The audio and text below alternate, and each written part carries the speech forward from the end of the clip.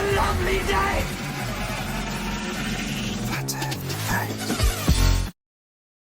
Welcome to Flat Earth Debate Uncut and After Show.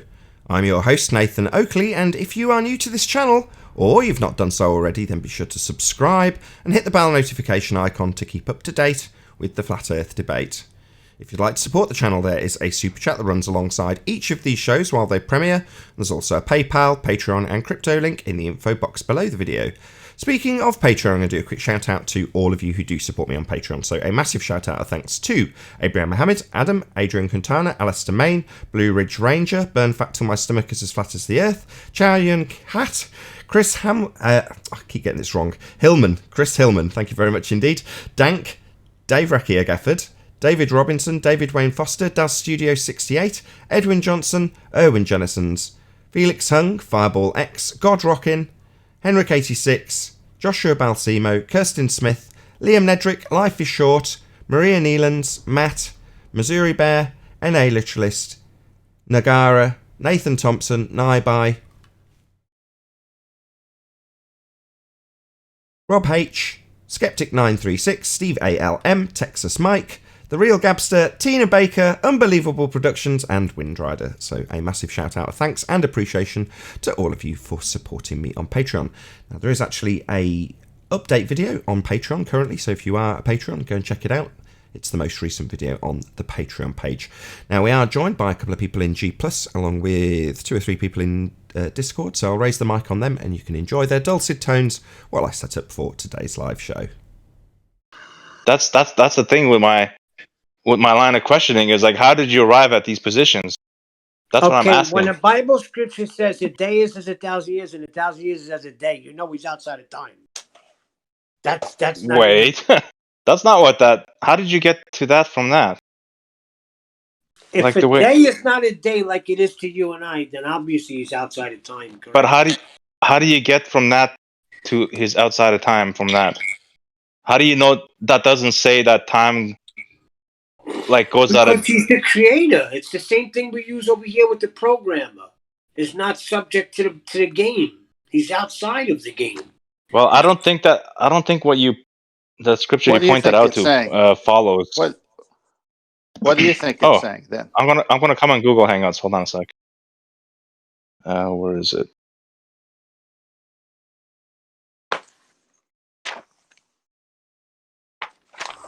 How long you been walking with the Lord anyway? How long since that when you got when you started listening? It can't be more than 5 years, right? Because you said it started with the flat Earth, right? Hey Neil, good morning. Good morning. Good morning, everybody. So what does it mean, righteous, to you when Neil says that scripture? You tell us. It's not about my position. I'm putting. No, you made the claim. No, he made the claim. No, hold on. Last week you made. Hang on. Last week you made the claim, and I even brought up the scripture. So what are you? It's pretty clear what it says in the Bible. I don't know what Bible you're reading. Okay, I don't know what tools. Hold on. This is what I want to get at. It's a more important issue than who wins the debate. How long have you been walking with the Lord? And this is not to knock you down or anything. I'm just asking a question. Yeah, well, I've always, for as much as I can. No, but I'm saying, how long have you come of saving knowledge of Jesus? Finish. There's a reason why I'm saying this to you. Because this is how it was told to me when I was very young in the Lord. We're all We're all on the same plan here, Neil. Hold on. I'm trying to finish the question. Yeah, but I was talking to him before you. Go ahead. No, then I'll step out. Go ahead. Finish up. No, go ahead. Finish it. Finish your question. No. I think me and Neil should finish quickly, and then we can go to 10th. Because we were talking about it in Discord before. Because I want to ask you, there's a reason why. Because especially now, see, I didn't have all this information and all these avenues of ways to speak to people about the Bible. There's a lot of twisted people speaking about things on Discord. Let me tell you. So just be careful who you're listening to or who you're sharing with. Too many voices are not good. You got to get alone with God and read that Bible and let the Holy Spirit speak to you. Oh, you're basing this on... Okay. Yeah, I know what Intent you're is saying always about that, and I understand what you're saying with that position. There is a lot yeah. of Because I hear a lot of yeah, twisted stuff. Party yeah, poet yeah, guy. Look at that guy. yeah. You're correct with that. I mean, I shouldn't say that, but I know you're warning. I understand what you're warning. You're saying. Well, this Okay, is a that's good all. time for me to And come in I'm then done. if you're done. Okay. Jesus said that he's going to send the Holy Spirit to teach us all things. So Neil Okay. is right. We need to listen to the Holy Spirit. Now, you can't take one verse in the Bible and make a doctrine out of it. You have to Correct. take the complete subject matter and see where else that subject is covered. So we know that God is outside of time, as Neil has stated, because Okay. Stop. All right. Never mind. I should let you go because you were going to go into it. Gotcha. Go on. what is the beginning to you?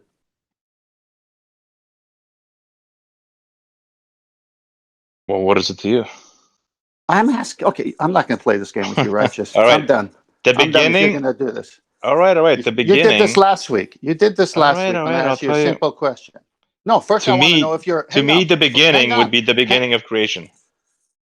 Okay, but before we go on, I just want to know if you're going to play around with me or you're going to be honest with me first, because I'm not going to do Well, this again. I'll be honest. Okay, thank you. Then answer a question if I ask it, because I'm asking sincerely, okay? I'm not trying to trap you. I'm not playing the game with you. I'm trying to help you here. Okay. Well, I'm thinking through some scripture, and it says he was there since the beginning. You're right. So what So had a beginning? creation. And what started at creation at the same time? And I just gave you the clue. Time. God has no beginning. He even states his nature, he's self-existing. He's not self-created. He never had a beginning. He's always been. There is no time you could apply to God. He Which doesn't that learn alone will make anything you bang new. your head in the wall. Hang on. He doesn't learn anything new. He can't, because he knows everything. He's all powerful, all knowing, and in every place. He's omnipresent, omniscient, and omnipotent. These are things the Bible does validate throughout from Genesis to Revelation. And that's why we have these doctrines of the nature of God.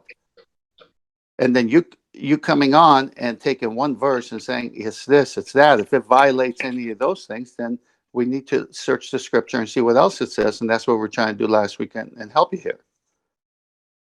Because he's not a door, but he says, I am the door. Okay, he's not a chicken, but he says, like a hen, I wanted to cover you up, my chicks.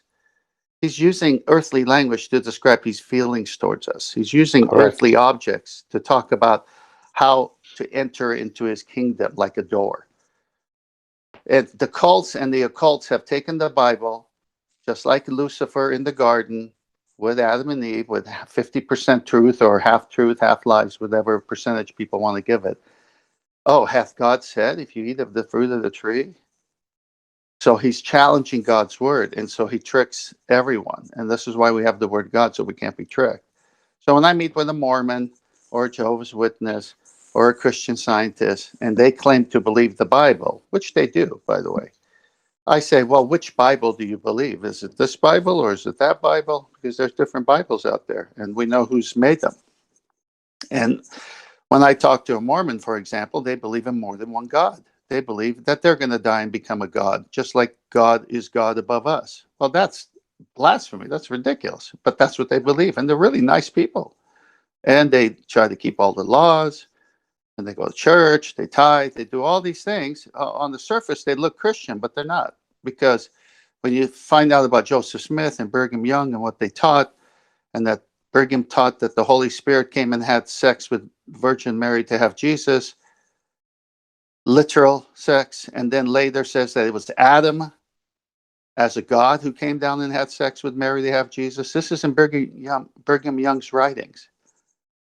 This is not a prophet of God starting a new religion. This is a false prophet starting a new religion. Same things with Jehovah's Witnesses. The Bible talks about an eternal hell. They believe in no hell. They believe it's just annihilation. They teach that Jesus was a created being, that he's not God the Son, second person of the Trinity. That's They Charles changed the Taz Russell, all right? The what? Jehovah's guy that started that. That's Charles Taz Russell, right? Charles Taze Russell and Judge Rutherford. I've visited the Right. Okay. Watchtower over there in Brooklyn. I've talked to so many Jehovah's Witnesses over the years that have knocked on my doors. They don't have the same gospel. It's a different gospel. That's why in the Bible it says there are different Jesuses. Don't be fooled. It says that in the Bible, actually. Why would the Bible says there's different Jesuses? And then it says to the Galatians, even if we or an angel preach another gospel to you, don't listen to him. So we Just have let him to be a have curse. something to right. So we have to know what the gospel is so that we could understand what a different gospel is. So that's why it's important to read the Bible, not have false teachers tell you, oh, this is what it means and this is what it doesn't mean. When Okay, we but can go on, your turn. I was just gonna say, okay, but now I'm asking you what it means and how you came about it. Very simple. I've been reading the Bible for now 46 years. I have not found one verse in the Bible that says what you say about God. I found tons of verses and storylines that talk about him being eternal, immutable, and time was created by him. He's not subject by time. Okay, how did you arrive at that position that he is not Gonna subject say by time? systematic Or... reading. Scriptures. I could But give you the scriptures. I could send you the scriptures if you like that pertain to this topic, which comes from the Bible directly. okay, He so is before all things. He has made all things. He never had a beginning. So you can't ascribe time, which is a convention, to someone who's never had a beginning. It's pretty logical. all He right, sums it up when he says, "I am Alpha and Omega." That should close the deal. I got it, but That's- let's hone in on something he talked yesterday that was interesting. It was John 6:4. But there are Hang on. some of you. Well, just hang on. But before you go there, answer what we just said. We just gave you some scripture. But it's not like I'm trying to get it more specific. I'm trying to like. I am Alpha and Omega. He has no beginning. How can time apply to someone who has no beginning when time itself is a convention? It says he knows our thoughts. Psalm 139 is.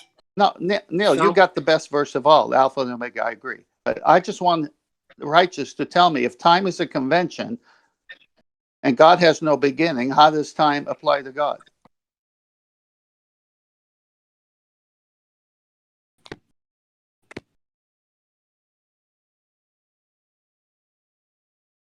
I think I want to. How do I say this?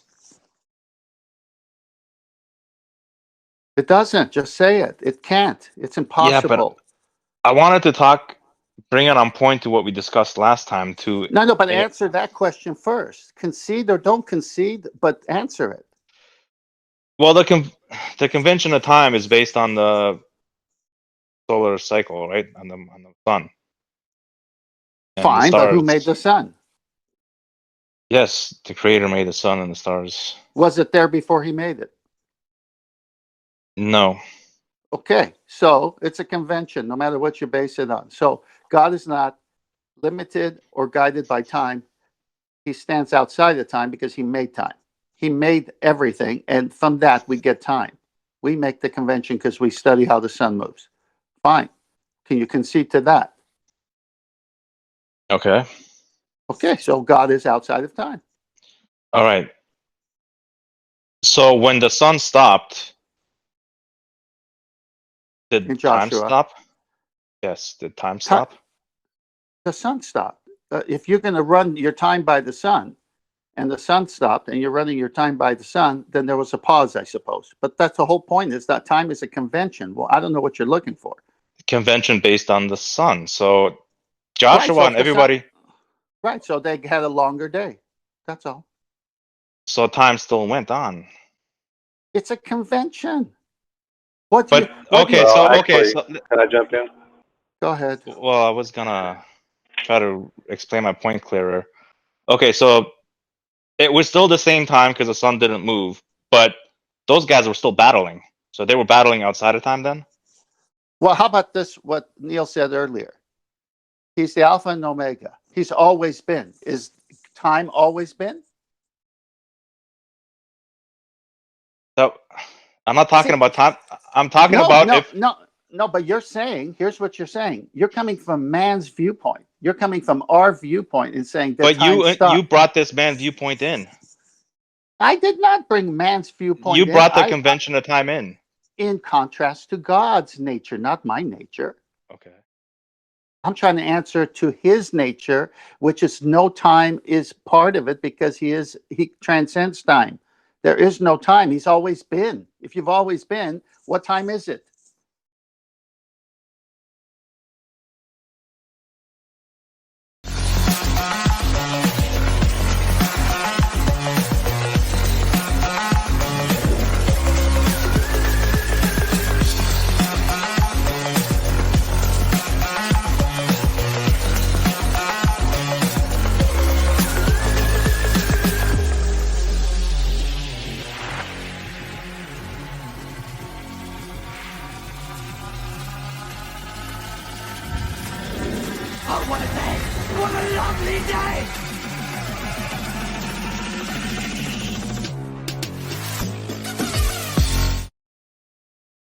Welcome to Flat Earth Debate Live. I'm your host Nathan Oakley, and if you are new to this channel or you've not done so already, then be sure to subscribe and hit the bell notification icon and join button if you'd like to become a Nathan Oakley 1980 channel member and keep up to date with the Flat Earth Debate. If you'd like to support the channel, there is a super chat that runs alongside each of these shows while they are live. There's also a PayPal, Patreon and crypto link in the info box below the video.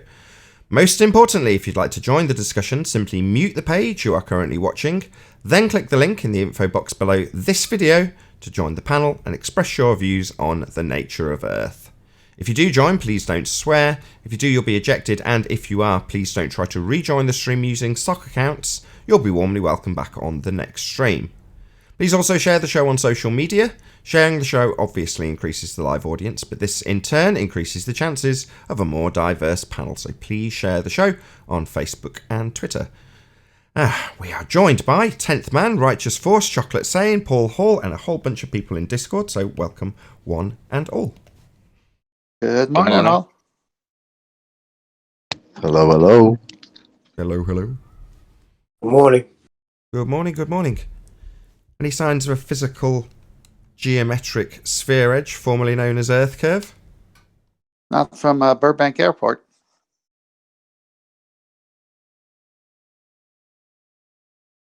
No. Any evidence of axial rotation of the Earth-based variety? I don't see the Earth or feel the Earth moving. Not even after a 5-hour spectacular with Zanuck trying to argue for the Coriolis effect. I'm amazed. Oh yeah, that was something. That's more of a head spinning than an Earth spinning. It was useful. I learned a couple more intricacies to their magic trick. That to me was useful. That was fantastic. Yeah. That was great. To summarise, all Coriolis claims are an observation from a non-inertial reference frame. As soon as you start to apply any sort of angular momentum retention to a projectile, that is absolutely nothing to do with Coriolis effect, because Coriolis effect, as just stated, is only ever an observation from a non-inertial spinning reference frame, like a roundabout. So what the projectile's doing and what its velocity is and what it's retaining is irrelevant of an observation from a spinning reference frame. So that was an intricacy that we'd stated it in terms of our clear understanding of the Coriolis effect in and of itself, and where it's fiddled with by them to confuse and convolute, and we're just unpacking it, and we're getting better and better at doing so, and that's one of those things. Moving on. Hey, Owen, perfect timing. Go on. Hang on, Nathan. You actually covered that way back in 2019 when he first let out that's what he was doing. But the Slat show that you did, the Bonanza 5-hour, whatever long it was, that show, you unpacked it piece by piece. It was wonderful. Thank you. As I say, it was a painful 5 hours of debating this stuff just to get one little intricacy to an argument we understood pretty well, but obviously there's always things to learn within every argument, and Coriolis effect, or the claim that they have proof that Earth spins with a form of two reference frames, one spinning under the other, the assumed spinning Earth being the one, the atmosphere or anything that's not attached to Earth being the other, And then justification for why they don't have any deviation is what you actually end up arguing about with the conservation of momentum, which is not applicable to Coriolis. As I say, Coriolis is only ever your observation, what you see in your reference frame on a non-inertial spinning reference frame. And what you will see So if you see... Go on. So I see a pattern here then. We have a geometric, they say we have a geometric horizon, we just can't see it. We have Earth spinning, we just can't see it. Well, no, they say pattern. No, quite the contrary. They say we can see it. We see it in the form of a Coriolis drift or deviation from your vantage point, and it's detailed things like you watching a ball curve through a goal because Earth's rotated under the goal. So they do claim it occurs, but they only ever example it with things that stay in the air for a couple of seconds, when in reality an aeroplane, which is in the air for a considerable amount of time, would show a massive amount of this drift from the ground. If you were watching it, it would seem to curve in a great big massive curve, because you've got the Earth rotating under the plane, as per the Coriolis effect on a spinning Earth claim. Coriolis effect being real, the effect being you would see the curved trajectory of the plane, even though it's travelling straight, because you're rotating underneath. But if that's the case, i.e. Earth rotates under planes, as per the Coriolis claim, then the flight times are shortened, and they're not. And to get around the fact that they're not shortened, they start arguing about what the projectile, in this instance the plane, will do. And the plane has nothing to do with you observing a plane seem to curve. It's got nothing to do with what the plane's doing, how fast it's going, or anything else. It's just you rotating underneath it, regardless of what it's doing. So next time somebody tries to argue about the angular retention of velocity in any particular linear or angular momentum way, just point out that no, that's nothing to do with Coriolis. Coriolis is only ever an observation from a spinning reference frame, not what the projectile's doing, because the projectile doesn't have to be a projectile. If you're on a roundabout and you're watching a lamppost cemented into the ground, you can observe a Coriolis effect in that, because it's not on the rotating platform with you. So the lamppost will seem to come towards you and seem to go away. It's not a projectile though, it's concreted into the ground. But you're still seeing Coriolis drift, because it's not on the non-inertial spinning reference frame. Ergo, it doesn't matter what the projectile does, whether it's speeding up, slowing down, retaining this, not retaining that. It makes no difference. All you need for the Coriolis effect is you to be rotating underneath something that isn't on your rotating platform. That's it. But Nathan, Coriolis Okay. effect doesn't exist because things don't ever leave reference frames. Yeah, unless 20 minutes later in the conversation, then things do leave reference frame if required to justify why you don't have deviation. I would say another question to definitely ask that would be, is in your narrative, is the Earth always spinning? Because I asked Anik that the other day and he said yes. And then later on proceeded to tell us how it's not spinning when you're throwing a ball or a plane goes off in a certain direction, but as opposed to another direction. Like it's supposed to just start spinning if you turn south. No, you just said it's always spinning, which would have to mean it's always spinning. Doesn't matter what direction the projectile is going in. So they destroy their argument right there. The reason they use a projectile like a bullet is because you have drop in the bullet over a certain amount of distance. The bullet is going to hit air and going to create resistance, and the bullet's going to start dropping. And then you also have winds, and so when shooting long distances, you have to anticipate all these things. And through testing, they know how high you must aim at a target. So by the time the bullet gets to the target at this set distance, it's going to hit the target. Now, I've done this myself on my property with my rifle as well as my handgun. So my projectile doesn't have eyes to see anything. I have the eyes. I know what's happening, and I have to anticipate wind resistance and all this other stuff. So for him to go and say that the perspective now is from the projectile, that means he went from Xanax to a bullet. This is such nonsense. As Nathan says, if the Earth is spinning underneath a bullet, then it's spinning under an airplane and everything else, and that obviously cannot be demonstrated. I developed a twitch the other day, just to let you know. After that 5 hours, I was twitching. You got a twitch. Yeah, they don't know their own argument. That's the problem. Well, maybe here's a better way to ask the question, though. Maybe instead of saying spinning, does the Earth move underneath the bullet, no matter which direction? the bullet has to slow down or speed up or curve, the Earth is moving underneath, not necessarily spinning underneath.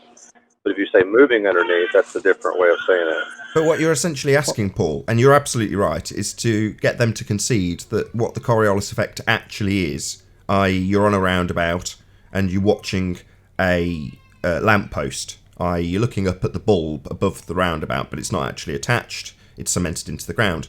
Well, you've got to then get a globehead to concede that the lamppost isn't spinning with you. That's what you've got to get them to concede, because basically they'll juxtapose Coriolis effect with you rotating underneath something with not having any Coriolis effect whatsoever and a convoluted cluster screw discussion about conservation of angular or linear momentum. Which isn't Coriolis. That's the point. In other words, let's just rephrase that. This is Quantum Eraser's method. Immediately get them to define what Coriolis effect is. One reference frame spinning under another. That's what Coriolis effect is. You, if you're observing, Coriolis effect will be on a spinning platform of some description. Now, that's very simple to put into analogy. You're on a roundabout, you throw a ball. It seems to curve away from you because you carry on rotating underneath it after you've thrown it. It's really simple. Now, that effect should just directly translate into Earth if it's spinning. That's what they claim. Instead, we end up with them describing this not actual curving as having an actual spin direction in the form of hurricanes.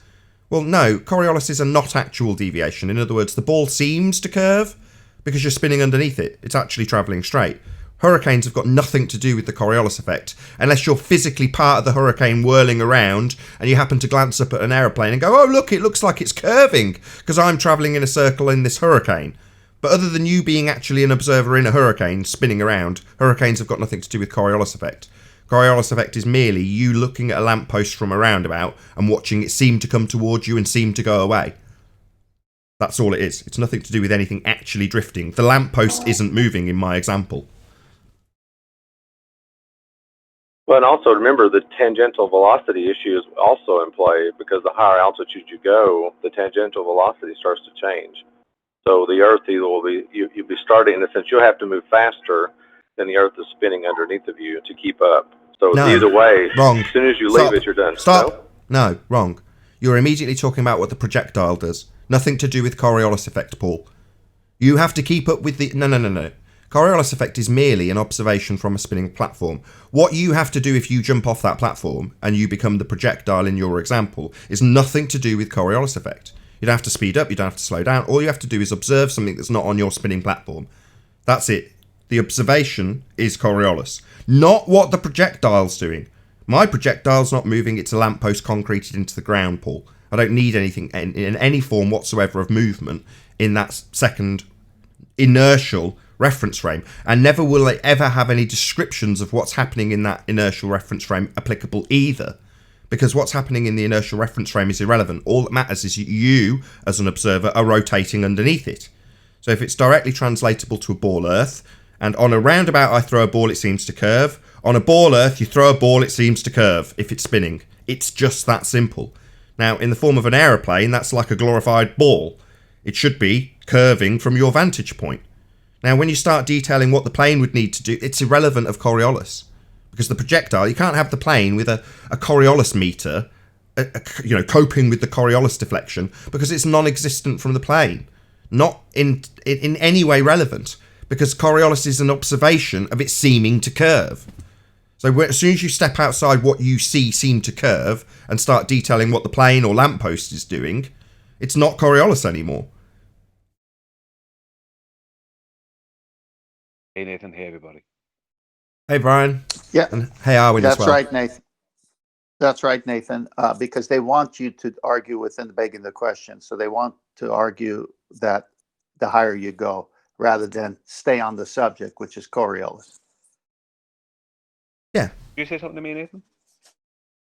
You can, but I'll just round that out, Brian. You're right, exactly, 10th man. The higher you go, well, as a projectile, well, no, you're not ever going to be detailing that, because it's me witnessing you going higher and higher and higher and higher, and seeming to curve as you do so, from my vantage point spinning underneath you on a roundabout. That's Coriolis, what I see of you curving. That's Coriolis. As soon as you say, well, I've got to keep up with the ground below the roundabout. I'm a drone and I'm keeping up with the X that I've taped below me because I'm conserving the momentum of the... Well, you're describing the projectile. That's not Coriolis anymore. Coriolis is only the observation from the reference frame that's spinning. Beyond that, nothing's important. Go on, Brian. No, sorry, I thought you had said something to me. But on this actual subject, QE puts this straight in that audio clip he did over the weekend on Fight the Flat Earth. Because Fight the Flat Earth claims that that tangential velocity is important. But if you're on a non-inertial reference frame that's moving around, spinning, then every part of that has the same angular velocity, and that's the only thing that matters. So tangential velocity has not to do with anything to do with Coriolis. You're wrong in the same way Paul's wrong. No, the tangential velocity that you're going to be referencing in the Coriolis effect is 0. You're only ever referencing what you see on a non-inertial reference frame. You and the reference frame are as one, and in comparison to the reference frame itself and you've got no momentum to preserve, because the only description of the claimed curve or the apparent deviation that the trajectory of the bullet in the inertial reference frame is going to be described with is only ever you seeing a curve, because your non-inertial reference frame is the one that gives you the apparent drift. So you're seeing the ball seem to curve from a non-inertial frame of reference.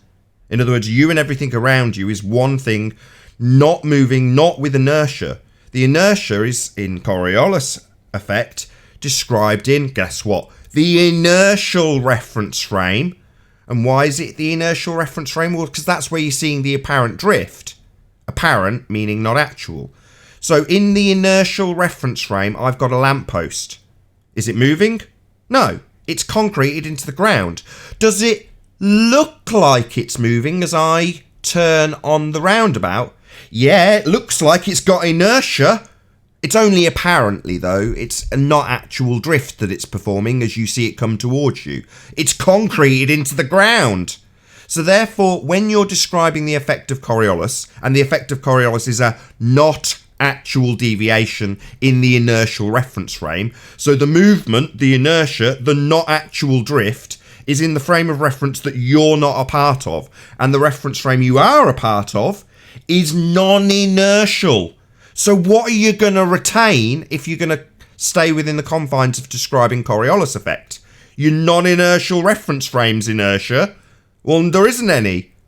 Oh, so we're going to immediately start describing the inertia in the bullet. Well, that's got nothing to do with Coriolis, because Coriolis is me observing that bullet seeming to curve when it's sat on top of the lamppost, not moving at all. No, I totally agree with all that. I know that. But what QE says about angular momentum or angular velocity was that that argument that the Boras put forward about tangential velocity is completely load of rubbish, because if you're on a non-inertial reference frame, then all of it is moving, so it has angular velocity, nothing to do like it. Just his point was that the angular velocity totally blows that a tangential velocity nonsense out of the water. That was the point of the... I see what you're saying. So if you're saying you're retaining the angular velocity, well, then you'd be curving after you left the platform. So the fact that you're going to have or assert that there's a Coriolis effect must mean that you've got linear as opposed to angular. And the two aren't... They're mutually exclusive in this regard, because if you had one, you wouldn't be observing Coriolis deviation if it's preserving the angular momentum. Therefore, it is actually curving. So you're not observing an apparent deviation anymore. You're observing an actual deviation, which isn't Coriolis. I was only talking about in his reference to the likes of the Boras talking about tangential velocity being a part of, and you have to be taking that into account for a Coriolis effect. You don't. He just puts that to bed by saying that if you're on a non-inertial reference frame that's moving, then every part of that has the same angular velocity, and that's the only part that matters. He's basically saying the same thing. He's saying that whole thing is moving, you're on it, and the thing you're looking at is not. or it is moving, but it's moving in a straight line, and it But appears Brian, to deviate. Yeah. but what the first part of what Nathan said is that if you go there with the tangential velocity, then you're in the begging the question argument already. When you have to define what Coriolis is, and it's a apparent deviation, it's not actually moving. You're moving. I know that, Tent. I know all that. I think maybe listen to QE's piece on that he No, did no, about no. Flight to Flat Earth. That'll I'm explain it. not. I know you Yeah. know it. I'm not saying anything against that. What I'm saying is, if let's say there was a baller in front of me now, and we're having a discussion, and he says tangential, I would say that's not Coriolis. Quick shout out to DJ Neo Shaman. Keep destroying ignorance and globe lies, one mind at a time. Hashtag Black Swan for the win. Love you guys. Hashtag Carpe Diem. Hashtag no fear. Hashtag peace be with ballbusters and loved ones. Thanks sign and kissy smiley face sign. Thank you very much indeed for the super chat, DJ Neo Shaman. Really appreciate your support. So they want to argue something else other than Coriolis at that point, is what I'm saying. No, you're absolutely correct, because that's the first place they start going to. They start going to that tangential velocity nonsense.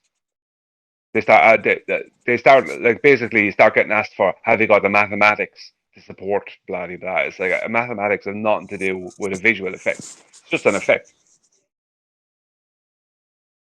Well, they're in bigger trouble if they want to go there, because if they want to go to tangential velocity, then the Earth is actually what? Rotating at different speeds the higher you go, correct? This is their claim, yeah, because it's making smaller circles. Fine. You know, if you're going towards the top. Fine. Then why is the flight from Charlotte, North Carolina to LA not shorter then? Yeah, they don't get they never let the argument get to there. I had this argument, and they all let it get to there. Hold on. You're talking at cross purposes.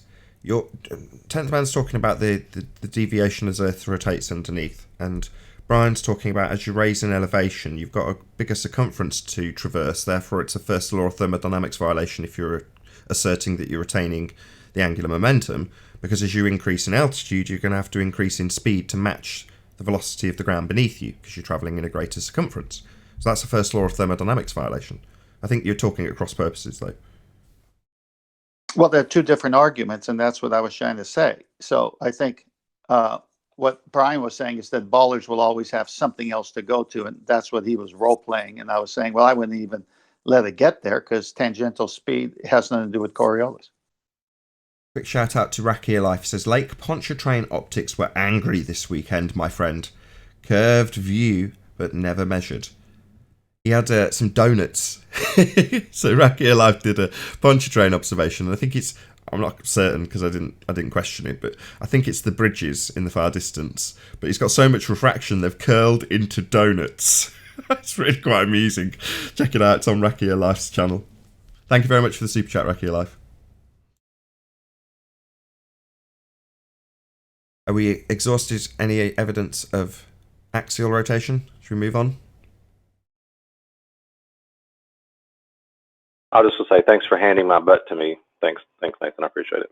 It's not that it's not that I want to hand you your butt. It's excellent. I'd rather you did say things like that, because it means I get another opportunity to point out that as soon as you start detailing what's happening in the inertial reference frame with the trajectory of an aeroplane or a ball or anything else, you're no longer detailing what's happening from your vantage point in regards to Coriolis, which is only ever applicable from the spinning reference frame. So who cares what the bullet or drone or anything else is doing? It's not relevant to the argument if they've got one for Coriolis. So as soon as you can take them away from that, well, what's happening is it's taking off with the speed of the Earth rotating, and it's retaining that, and then technically going backwards till it speeds up enough to overcome the speed it's retained. None of this is relevant to you observing apparent deviation from a non-inertial reference frame that's spinning as you spin on it. That's nothing to do with any of that. So that's just their way of immediately juxtaposing what you should be seeing if you've got Coriolis with what's happening to a projectile in an inertial reference frame that you're supposed to be observing if you're describing Coriolis. You're no longer describing it, you're describing what's happening to the trajectory of a bullet that could be being observed and talked about if they were still talking about Coriolis, but they're not. That's the point. Any more for any more? Can we move on? Yeah, one more. I'm sorry, but you just triggered it in my mind. But that's the temptation when they say that it's on me, and people like me want to jump on it because it's so obvious the plane can't be going backwards. But it's another argument. It's not the Coriolis. So we have to really hold our ground when talking about subjects and say that's another subject. We'll get to that. Your plane going backwards later. But what is Coriolis? What's the causes of Coriolis?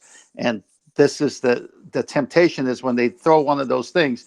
Oh, you just want to go there because it's so stupid, but you just get off Coriolis when you do. Well, you can, but you've got to be, without blowing too much smoke up his ass, at the quantum eraser level, where you're detailing the absurdity of their argument because they won't let it go. They've gone round in a circle 5 times, asserting, yeah, it's retaining the angular momentum of the Earth, and yeah, it's flying backwards. You're only going to get to that stage if you can lead them very, very subtly down that path till they admit that, like Zanuck did. Yeah, plane's literally flying backwards in his world. It's nuts. But you can only get them to the point of absurdity if you're pretty skilled and understand it.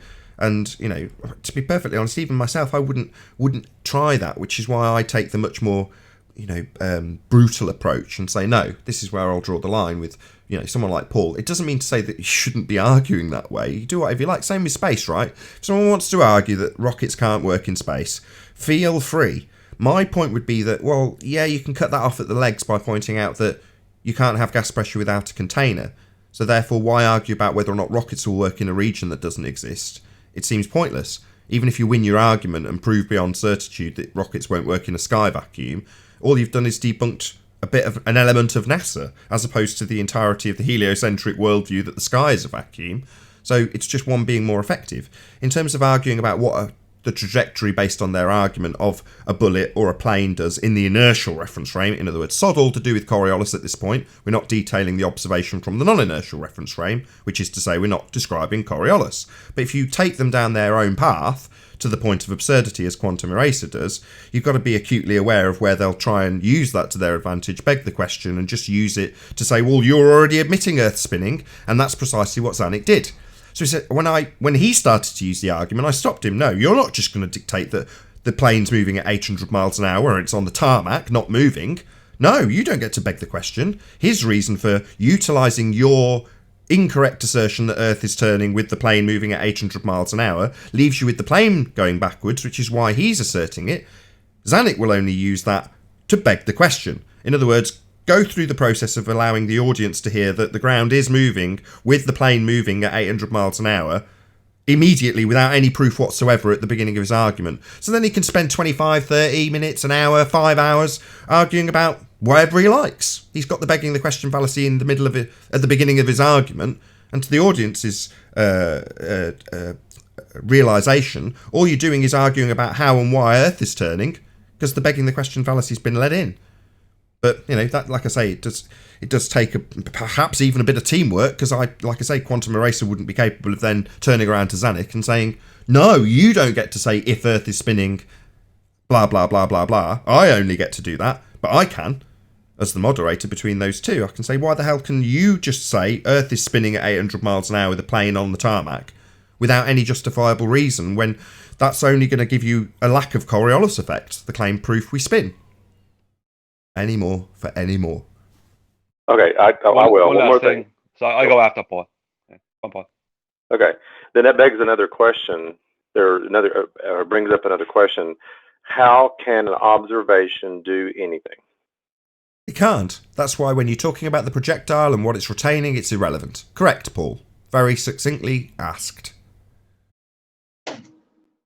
I find it's a good way, though, to elucidate how much they double speak, because when Zanuck is detailing how the plane is conserving momentum when it's taking off due west with the Earth spinning west to east, well, the Earth is spinning west to east, which is why it's conserving that momentum, right? Well, 2 minutes prior, he said that the Earth doesn't spin under the airplane unless it turns south or north. So it's just another way to show how their doublespeak just doesn't work. Yeah, but you've got to have these measures in place and people who are capable of arguing in that manner if you essentially have a worldview and religion that isn't the case, i.e. a spinning ball Earth in a vacuum. If it's not the case, you're never going to have a coherent argument. You're never going to form logical consistency because Earth isn't turning. It'd be blatantly bloody obvious if it was, same as if it was curved. Just to address what Ken said about the Nathan, airplanes. can I just add something? Go ahead, George. 1 second. Party poet. You're making coffee or something, my friend. You're making a lot of racket. Go ahead, Brian, and then George, if you want to go after. Yeah, I just want to say that when it comes to the argument of the airplanes, it depends on who you're dealing with, because Zanuck will argue that the airplane will do certain things due to because of the movement of the globe Earth and different latitudes. But someone else, like Fight the Flat Earth, for instance, he told me the weekend. I'm using him as a reference because he just told me it, that airplanes don't experience any Coriolis. You know, so some of them just take airplanes completely out of the argument and try to argue that they're not involved at all. But he's correct. Well, he is, but you don't experience. Let me just break that down. You don't experience Coriolis from the aeroplane.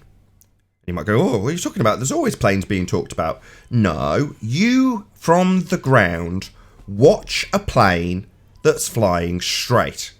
Now, in reality, when I watch a plane, it flies straight because it is straight. However, the globe Earth claim is that when you observe an aeroplane, its path is curving. Now, why is it curving? Well, because Earth's turning underneath. Now, there are exceptions to this rule. If it's travelling on the exact same latitude, there's not going to be any Coriolis deviation. It's travelling on the same exact latitude. So therefore, why would you see any deviation? You wouldn't. You've just got Earth rotating underneath, shortening the flight times, which is our argument.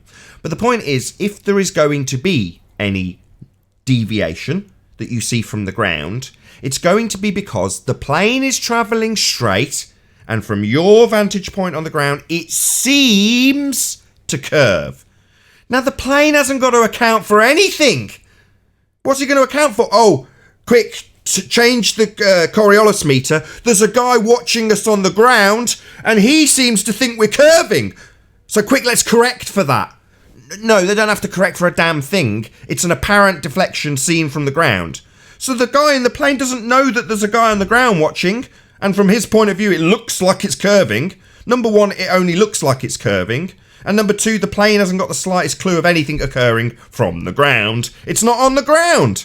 So there's no accounting for Coriolis in projectiles. But that's the magic trick. They want to talk all day long about what the projectile's doing, when I can example Coriolis with an example that's got a concreted lamppost that's not moving an inch. Well, yeah, you're right. The pilot of that plane wouldn't have to account for anything until he's trying to land on a spinning runway. That'll be fun.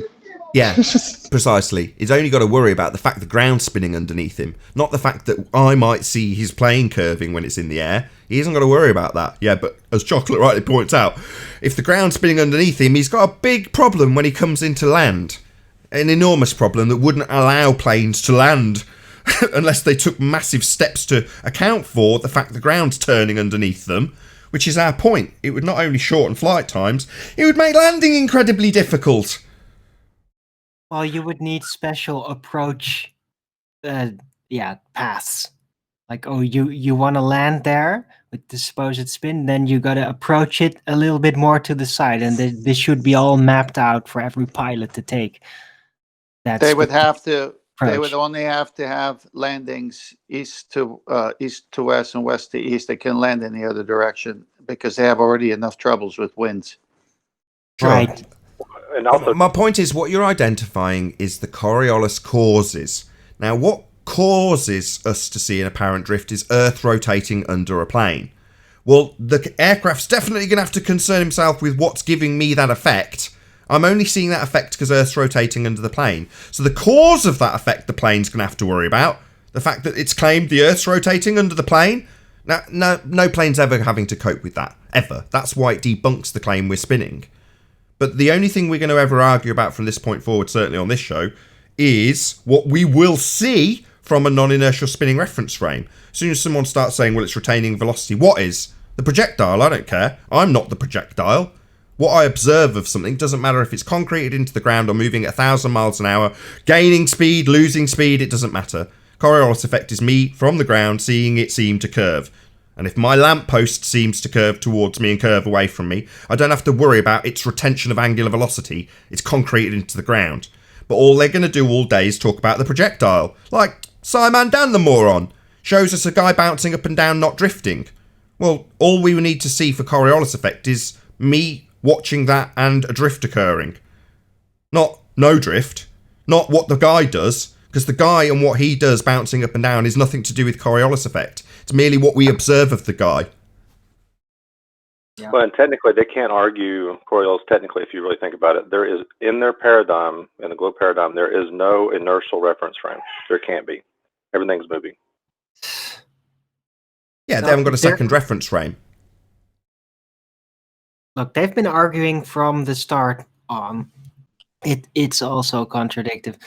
They say the Coriolis effect is there due to Earth spin. You just can never detect it. Yet claims are still being put out that there are sightings due to Coriolis effect, despite the bottom line claim approach being there is no sign of Coriolis effect that you can measure, even though you're supposed to think it's actually spinning. It's been like this from the start. You know that, right, Nathan? Yeah, it should be Coriolis effect. If Earth's spinning, we should observe Coriolis effect. That's the positive assertion from the globe Earth religion. We spin, therefore we've got Coriolis effect. That's what globeheads state as their rhetoric. But we don't see any. So what we fight about is why we don't see any deviation, why we don't have any Coriolis effect, why Earth isn't rotating underneath anything to give you Coriolis effect. In other words, we don't argue about what's causing Coriolis effect. We argue about why we don't have any. We get told that when you ask how come we don't see any of this, you get told that you do, you just don't understand. That's the exact words you get. Yeah, that's just another magic trick. Go ahead, George. We've been waiting in the sidelines for ages now. Sorry, I just wanted to add here a little thing that I don't think we are seeing the whole thing, because they are asserting that the observation that we see of the Coriolis is the sun, because the sun on their paradigm is stopped, and we are spinning under the sun. That's the only observation that we see. This could be explainable centuries ago, but not now that we can do flights, we can travel on airplanes, we can travel in many ways. So we don't see this observation, because the Coriolis, the movement is up and down. It's a linear movement, but the explanation is up and down, and we don't ever observe this in nature. I understand. So you're saying that, given that the rhetoric we get in the trenches from someone like Zanuck is no, you'll only ever get the second reference frame, the inertial reference frame, if you leave Earth and it's gas pressure that's not filling the vacuum. And then you can have your inertial reference frame observing back down to Earth as a sphere. Well, in that example, you would assert it to have the Coriolis effect. Obviously, you're going to be back on the the non-inertial spinning ball Earth as it's claimed to be. And the only thing that's going to give you that is the vector that you would observe of the sun's trajectory, because in the solar system reference frame description, you've got the sun fixed at the centre and us moving around it. So therefore, its movement is only an apparent movement from our vantage point. Hence, you get the vector, the curved trajectory, the Coriolis effect with the sun, right? That's what you're saying. We're turning underneath it. It's the only other thing in the other reference frame. Exactly, because we not only we're going around the sun, we are spinning on our own axis, and that is the movement that they say is the Coriolis. This is the only thing that they can attach to Earth on that paradigm. It's the only one. The thing is, when we actually see reality, if an object on a straight line, or an helicopter or a drone going on a straight line up and down, if you was spinning underneath it, when you look at it, you see the Coriolis effect. Now, if you have the reverse image, if you are on the drone looking at the merry-go-round spinning, what you are observing is a centrifugal force, which is completely different, nothing to do with Coriolis whatsoever. Precisely. Well put. Good point. Right, let's move on. I'm not going to ask if anyone's got anything else to add. Although we have got Mole Man in now. Has anybody taken him off mute? Wait, we haven't talked enough about the Coriolis effect? Vanished. I know there is. No, he's been off mute. That's fine. Okay, any evidence of the distance to the sun? It's over there. I know this one. I know this. I know. Go ahead, George. Well, from here to the sun is the same distance as from the sun here. How profound. How do you know that? What if the sun is a reflection of something else? In other words, what you're seeing isn't necessarily the point source of the light itself or whatever generates what we call that light. Therefore, the distance between whatever creates it and what we see isn't going to be half, is it? You just don't know what it is to make that assertion. Even if we did know, we cannot measure something that it never stops. It's always in movement anyway. Even from our own side, no concession. I love it. So would you not agree then that you'd have to know what it is and how it's created in order to make the assertion that your distance from us to it, that would be what we see of it, the apparent position of the sun, may not be the same as the distance from the sun to us if it's got a different actual source? Because what the source is and what we apparently see might be different. Wouldn't you agree? Yeah, I'm entirely with you. I don't want to assert that I know what the sun is. I'm just saying you wouldn't know. You don't know what the sun is. You will never know. Even if you knew, if it was a solid thing, you couldn't measure something that is in movement. Even there it is. Even on their part of that. There it is. You inserted it for me. If it was a solid thing, your assertion would make perfect sense. Or in some way a physical entity. It doesn't have to necessarily be solid. But if it was if we knew what it was, your statement would make a lot more sense, and it wouldn't be so pulled apart. Even though I'm doing it kind of with tongue in cheek. Right, a physical entity opposing a holographic light-based entity, or anything else for that matter. That's just one in a million possibilities, right, Arwen? And I'm not saying you're wrong. Definitely not saying you're right. But it's like the distance to the gas giant. Hold on, Arwen. Go ahead, George. Sorry, I was saying they say we know the distance to the gas giant. Yeah. Well, they know what it is and where it is, and they've already decided based on Kepler's third law of interplanetary motion and Christian Huygens' assumption of Venus being the same R-value as Earth that's been assumed in the first instance. Given that they know all that stuff because they made it up themselves, they know what it is and where it is and how much it weighs and a lot of other nonsense that we wouldn't ever dare assert. But we'd be ridiculed for not asserting it and telling them a new fairy tale now, wouldn't we? Well, what do you say the sun is then? I don't know, it's amazing, isn't it? Don't know, I haven't got a clue. Well, that's outrageous, therefore your model fails. What model? What are you talking about? Yeah, your flat earth model fails if you can't tell me what the sun is with a new Just So story that's equally as compelling as the nonsense these dudes made up. Nathan, at best, all you've done is disprove the radius of the Earth. Christian Huygens. The radius of the distance to the sun? Let's move on. Any scientific evidence of gravity? I was told the weekend that there is. Sorry, go on. How and I'll talk after. Okay, I was just gonna say fall down, go boom boom, or mostly down. Move up, go poof poof. You know? Go down, go boom boom. Mostly down. Or float Brian, up, go poof poof. You were told what at the weekend? What have you done this weekend, Brian? I was debating flight to flat out there or flight of night, and I was told by him that when I asked, is there any viable scientific hypothesis ever put forward for gravity, and backed by hypothesis test, he said, "Yeah, there's loads." I said, "From who?" Nothing. I mean, quick change of subject. You know? So according to some of them, there's loads. Then the Cavendish thing came out, which is nonsense. But I put that to bed. But which leads on to the that's what's going on there. Which leads on to the next question, which is why any scientific evidence for gravity has been expanded into any single viable hypothesis from any of the fields of astronomy, cosmology, or astrophysics, because none exist. They don't have any science. It's all pseudoscience.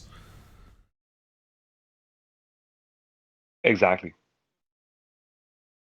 And somehow the Cavendish experiment weighed the Earth, right? Is that the paradigm? That was They its figured out the original weight of the Earth intention. by the Cavendish experiment. That was its original intention, yes, to weigh Earth. And then derive... Yeah, I asked what... Go on. The density of the Earth. Yeah, I asked him. I asked what was the naturally observed phenomenon, and I don't remember exactly what I got, but it wasn't anything substantial. Should we list off a couple? Naturally observed phenomena. You ask for the natural phenomena in Cavendish, because you're typically on the route of establishing what the cause and effect is, IV-DV relationship, formulated hypothesis, actualization, and the first step is, what's the phenomena? And you can have a couple, right? Normally you'll go immediately with the globe head. This is off the rails so far it's untrue, which is to say you get something like apple falling from tree as the observed phenomena, right? Or you get the actual observed contraption phenomena, in quotes, which would be torsion bar twist.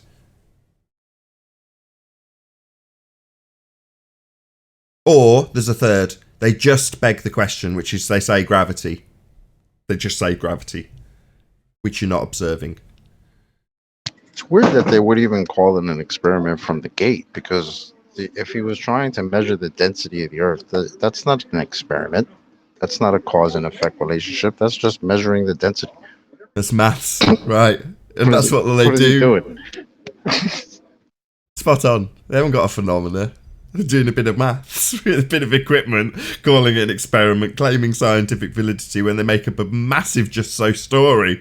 You know, they need a lot of equipment to make that look valid, and that's precisely what they've done. They still teach it in colleges. It's amazing. But without gravity, how could Cavendish have possibly weighed the Earth in his experiment? It's not an experiment. So there's no observed phenomena. Is Chocolate's mic working? Am I just hearing things? Is it because he's not actually here and I've got his voice in my head, the voice of reason, Chocolate swirling around in my head? No, it's working. I heard it. He just explained there's no phenomena, Arwin. I know, but I asked, but how then could you? You know? And your answer was, yeah, you can't. Yeah, you're right. Oh, right. So how could my unicorn weighing machine work if there wasn't any unicorns? I mean, come on. Indeed. I wonder if there was any assumptions in his calculations of the density of the Earth. Was there any assumptions? What, like assuming gravity itself? Or anything, assuming maybe the radius, assuming maybe gravity, maybe any assumptions? All of the above. What is officially the all weight of the above? Of the Earth? They're assuming mass attracts mass. They're assuming Earth has a sphere radius. Yeah, they're assuming all of that, Paul. Or was that the reason you asked? Yeah, that's the reason I asked. So if there's any assumptions, and you know what, when you assume things, what it does? Does anybody know when you assume things? Makes an ass of you and me. Yep, you got it. Hey, question, guys, and to you too, Nathan. Like, what is the supposed weight of the Earth? You know, and how did they come to that number specifically? You know, it's supposed to be, it's a mock-up experiment, whatever, to weigh it, but they calculate something. But isn't it just like the distance to the sun? Basically, an arbitrary number that is set the weight of the Earth? They got it through Cavendish. I'm not being funny, Arwin. Are you hungover or something? We're literally talking about exactly that right now. You do realise that, right? Yeah. That's what they did. They claimed Cavendish did that. That's what they did to weigh the Earth. Cavendish. Right. But what is the number? What is the supposed number of that weight? You're asking me to Google search the weight of the Earth. Can you not do this after housekeeping? Okay, I could do it right now. Okay. Wait a minute, but don't you? Wait a minute, before you say something is weighing something, don't you have to define what you're doing? So, what is weight? Or what is Oh, wow. mass? I see where you're going now. Right. So you'd need to understand what, if you're trying to establish the mass of something, you have to define what mass is. Is that where you're going, Paul? Of course. Yeah. I'm going that direction. So, what is mass? What is weight? Undefined, unfortunately, Paul. So you find me a definition of mass. You won't. It's undefined. Wow, they have a density for Earth now. That's like, does that include all the gas sticking to it, or? No, but it's helpful to know how much water you'd need if we've got a giant glass.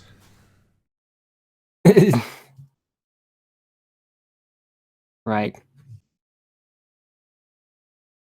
Right, so let's just a couple of more things, because we've said that, because there's assumptions being made in regards to mass that, you can't have assumptions, and a hypothesis is a supposition. It's an assumption of the cause of an effect, which is why hypotheses on their own are useless, meaningless, nonsense. It's only upon actualization of the hypothesis, which is to say that your assumption, this will cause that, well, you've got to vary what you think will cause it and show that it does actually cause it, i.e. actualize your assumption. So at hypothesis stage in the scientific method, you do have an assumption, an assumed cause of the effect, but you're going to validate that. That's the point of science. That's why it's empirical. You'll prove or disprove that which you have assumed in the hypothesis. So the supposition stage of science is still absolutely required, but to just have the assumption or define some of your terms like mass with only the assumption standing true is where you don't have your validity that you'd require with the empiricism validating an assumption, singular, independent, one on its own variable. Varying that which you assume is what you get to cause the effect, then you've validated your hypothesis. It's no longer an assumption, it's validated. Anyway, I just wanted to clear that up. The whole point of this is we don't have a phenomena in Cavendish. They're not observing anything at step one and saying, hey, what causes that? They're saying, how much does the Earth weigh? Well, that's not a cause and effect relationship, as Chocolate pointed out earlier. Well, and also remember, in any scientific endeavor, you got to rigorously define your terms. Because if you say something does something, you got to have rigorously defined what that term is or what that thing is. Correct? Absolutely. You can't have, in the case of mass, an equivocation fallacy being utilised. The definition being the same as mole. And even though it's, the Royal Society for Chemistry making it clear that it's falsely identified as the amount of matter being mass, and that's incorrect, then you go on normally. I don't know why it always happens like clockwork, but you'll ask someone to identify what mass is. They'll tell you it's the amount of stuff in something. When you point out that's not mass, because it's falsely being identified and cited with the Royal Society for Chemistry, they'll then go on, almost in the next breath, to define inertia. I always think when Quantum Eraser taught me that, I was like, yeah, but it's going to be unlikely that they'll immediately just define inertia straight after. But there hasn't been a time that they haven't. It's happened every time. And as soon as they do, you're like, well, that's an equivocation fallacy. We're supposed to have rigorously defined terms. We've got two definitions for the same thing in quick succession, normally within the next breath.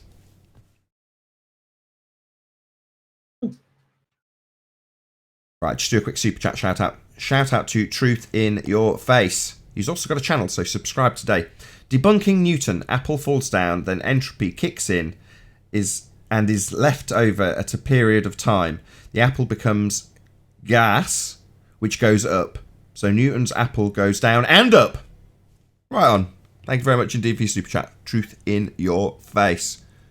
Roscoe, if you want to check out his channel. That brings up something else Stanek said, just so you know. He was saying that it's the weight of the water that keeps the water in the glass. But is that what keeps it in the glass over time? Because over time, entropy takes hold, and the water evaporates and goes up, fills the available volume. Yeah, entropy's a bitch. It's absolute. There's no overcoming entropy. So even if you're going to assert the force of gravity, this is where Sleeping Warrior used to get annoyed at me and Quantum Eraser. Have it. Have your gravity. Have it 100 times the force. It's still not going to overcome entropy, though, is it? As demonstrated by Paul's example with a glass of water. You leave it on the side, you come back a couple of weeks later, it's all gone. Well, has it been held there with gravity? Nah. Entropy has taken hold and it's filled the available volume. as you've had a phase transition slowly occurring the entire time that it's there. Change has happened. Entropy. Yeah, Paul's absolutely right. It's gone up.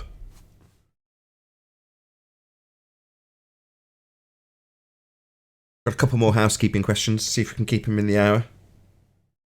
Any evidence of a self-perpetuating molten iron core at the centre of a presupposed spherical Earth? No.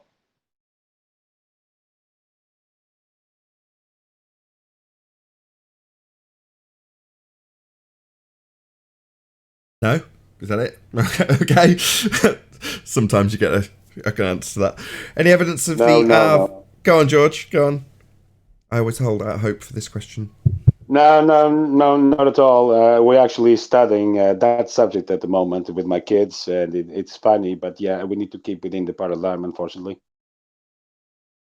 How disappointing. Any evidence of the R value, Earth radius? Black Swan. You got something up, Arwen? Did you want me to present something? Oh no, I was still stuck to the weight of the Earth and then was kind of astounded how the other planets supposedly have their weights referenced in amounts of Earth weight with a special symbol. Like 5.972 times 10 to the 24 kilograms. it's like, oh really? How did they confirm this? Someone slap him. We've just been discussing it for 25 straight minutes. I know! And it's not because I'm having a hangover, it's just because I want to be like that. You want to be like what? I don't know. Just looking into this shit. Fair enough. Just being astounded how much of this is out there and just accept it. And then wondering how many people looking upon that will wonder how they actually got to those numbers. Not many. Before JLB covered it, as a flat earther, I hadn't got any clue. And then JLB, who wasn't then and still is not a flat earther, covered the fact that they're nonsense about how they weighed the Earth. And then I think it was Tiger Dan took the concept and made a video referencing John Le Bon, where he got like that Spanish guy with the horrible teeth laughing really like and talking about how the cult had him and how they had these magic balls that they said they could weigh the Earth with, ha ha ha, but now he's left the cult. Well, that was like I say, that was my first exposure to what even Cavendish was. Well, obviously there's people like Adam that have gone far further in university and have gone, no, that was something I was taught when I was doing science. Right. But according to Adam, he's like, but the professor says, yeah, it never works. Don't worry about it. This is what you need to write down to pass. Don't worry about the actual experiment. It doesn't never work. Nice. Any evidence that you can have gas pressure without the necessary antecedent of a container to press upon?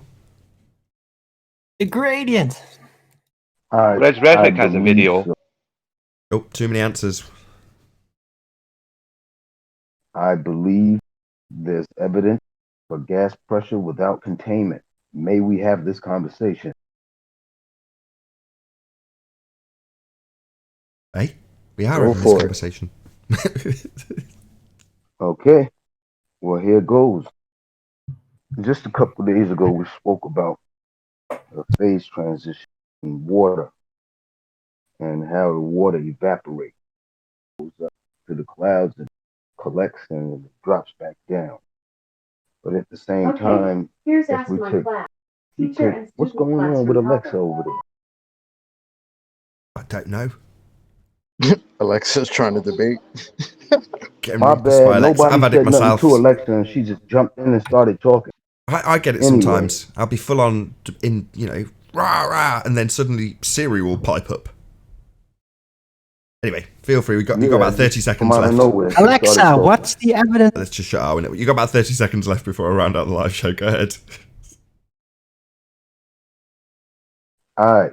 So if we go into a laboratory and we create a container and we put gas pressure into it, we realize that the gas pressure is going to build up in there. And the only way for us to maintain a pressure gradient is with a pressure relief valve at the top that leads out to a less pressurized medium. So if here in our experience, the gas pressure that we have isn't pressing off anything from the top, what explains that? Yeah, very good question. What's it pressing on at the top? Without the container, there can be no pressure. And with that, I'll say if you are watching this on the Nathan Oakley Premiering stream, then stay tuned, as there will be an after show to follow. Unfortunately, if you're watching this live on the Nathan Oakley 1980 channel, this is where we bid you farewell. A huge, massive, enormous thank you to all of you who smashed the super chat, liked, commented, shared, subscribed, and all that good stuff. Of course, a massive thank you to today's Discord and G Plus panels for making today's live show possible. Once again, stay tuned if you're watching on the Nathan Oakley Premiering stream. I've been Nathan Oakley, and I'll see you all in the next video.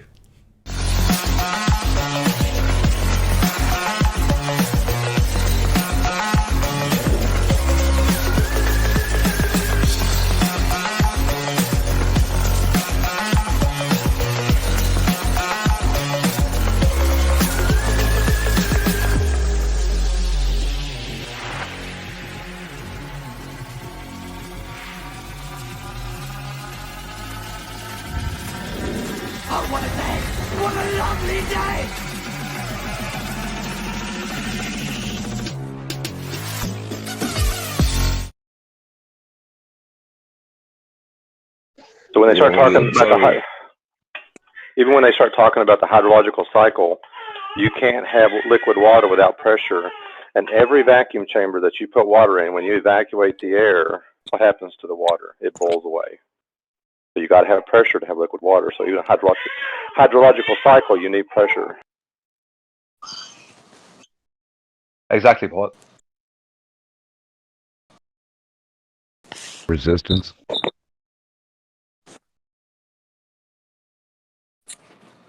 Thank you for your super chat, DJ Neo Shaman.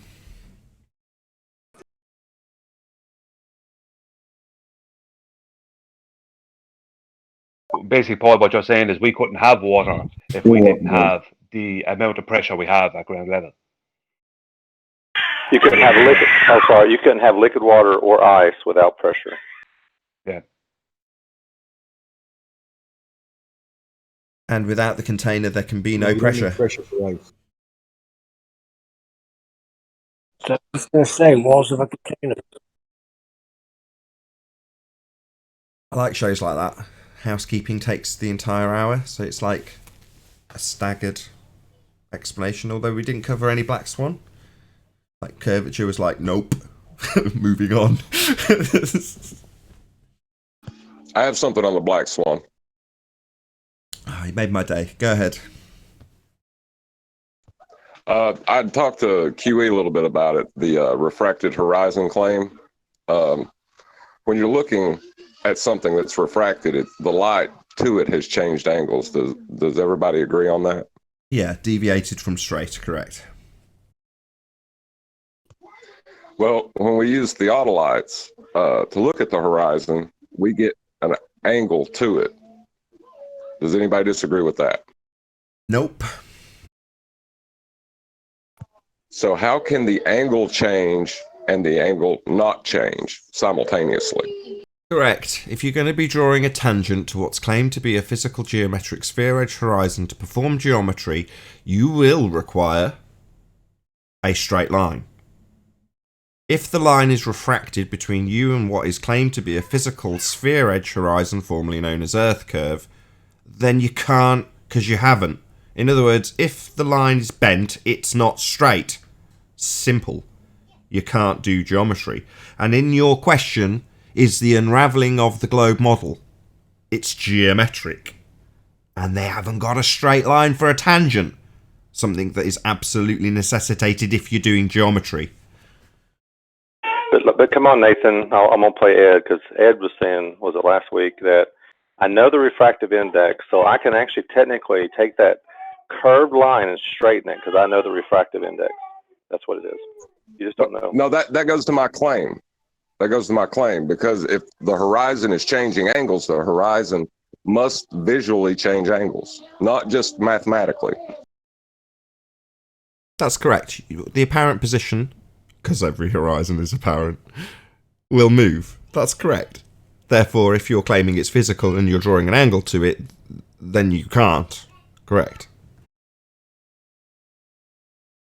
But refraction is something that happens to physical objects because of light affecting how you're viewing them.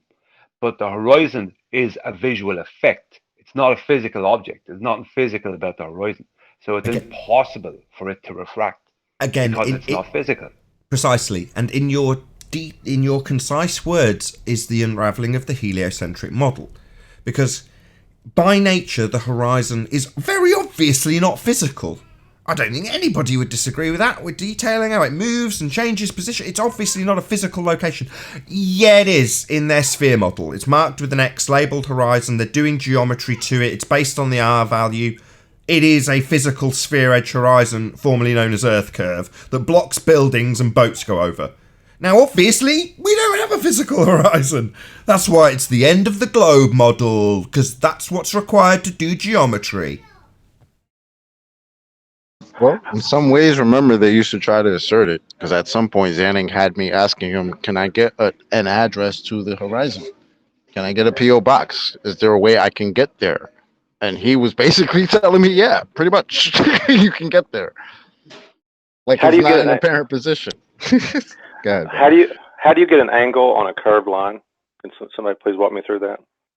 Well, you're describing a tangent. In geometry, if you're drawing a line, a straight line, that's what a tangent is, to a point that meets the curve, that's the tangent point that you'd be describing in geometry. But they don't have any straight lines. Everything's refracted. Bye-bye, globe geometry. You don't have a physical sphere edge horizon you can call Earth curve and claim it blocks things and draw straight lines to it, 'cause you don't have any.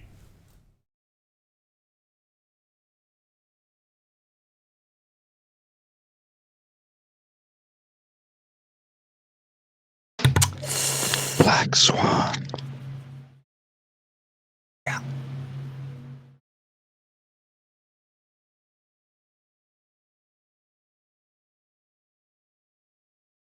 It is the best argument to date. What is it, 5 years in this subject? I don't know how long. Chocolate and Arwen, you're probably the longest standing, are you not? Yep. No. I started coming here, I think it was 2017. So Arwen's definitely longer in the tooth than you. But either way. Oh, yeah, definitely. I was there at the beginning. Well, in all that time, the Black Swan, it's definitely the number one argument. Yeah, I've been flat earther now since 2015, and I'm listening to the show since sometime around 2016. And I didn't hear it. There's no argument better than that. The gas pressure argument, that's kind of on par, but it's so easy to prove for any normal person. That's the thing about it. Hey, Chocolate, are you available? You know what? Oh, sorry. Chocolate. Yes, sir. What's up, man?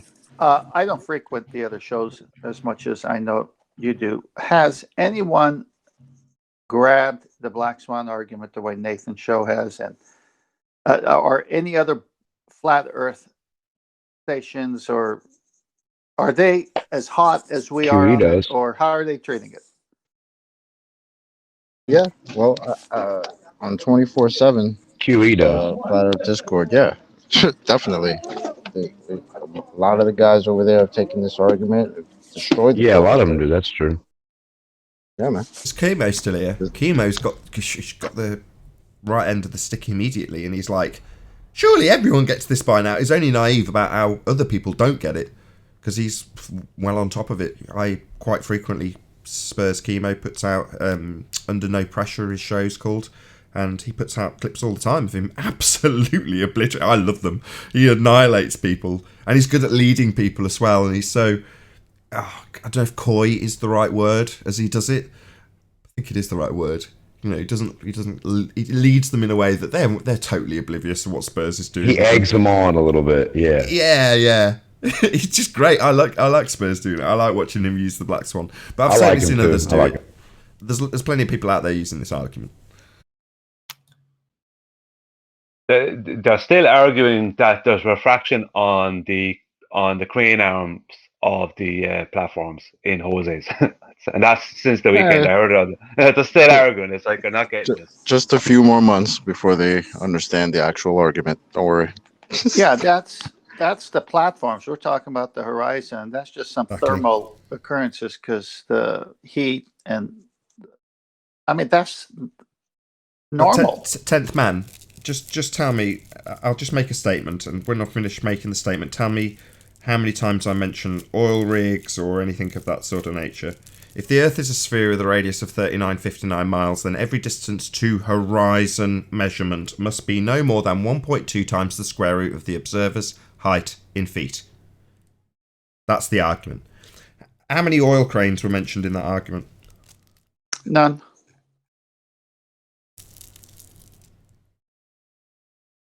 It was looming. I could say it was a well-said argument. Hold on. Say that again, Alwyn. It was looming. So no longer geometric then, as required by the geometric physical sphere edge model, an assumption that we have a physical sphere edge blocking boats and buildings that we can draw a straight tangent line to. Refracted, you say? Not geometric, you say? Welcome to flat Earth. Okay, Nathan, let me poison the well for a second.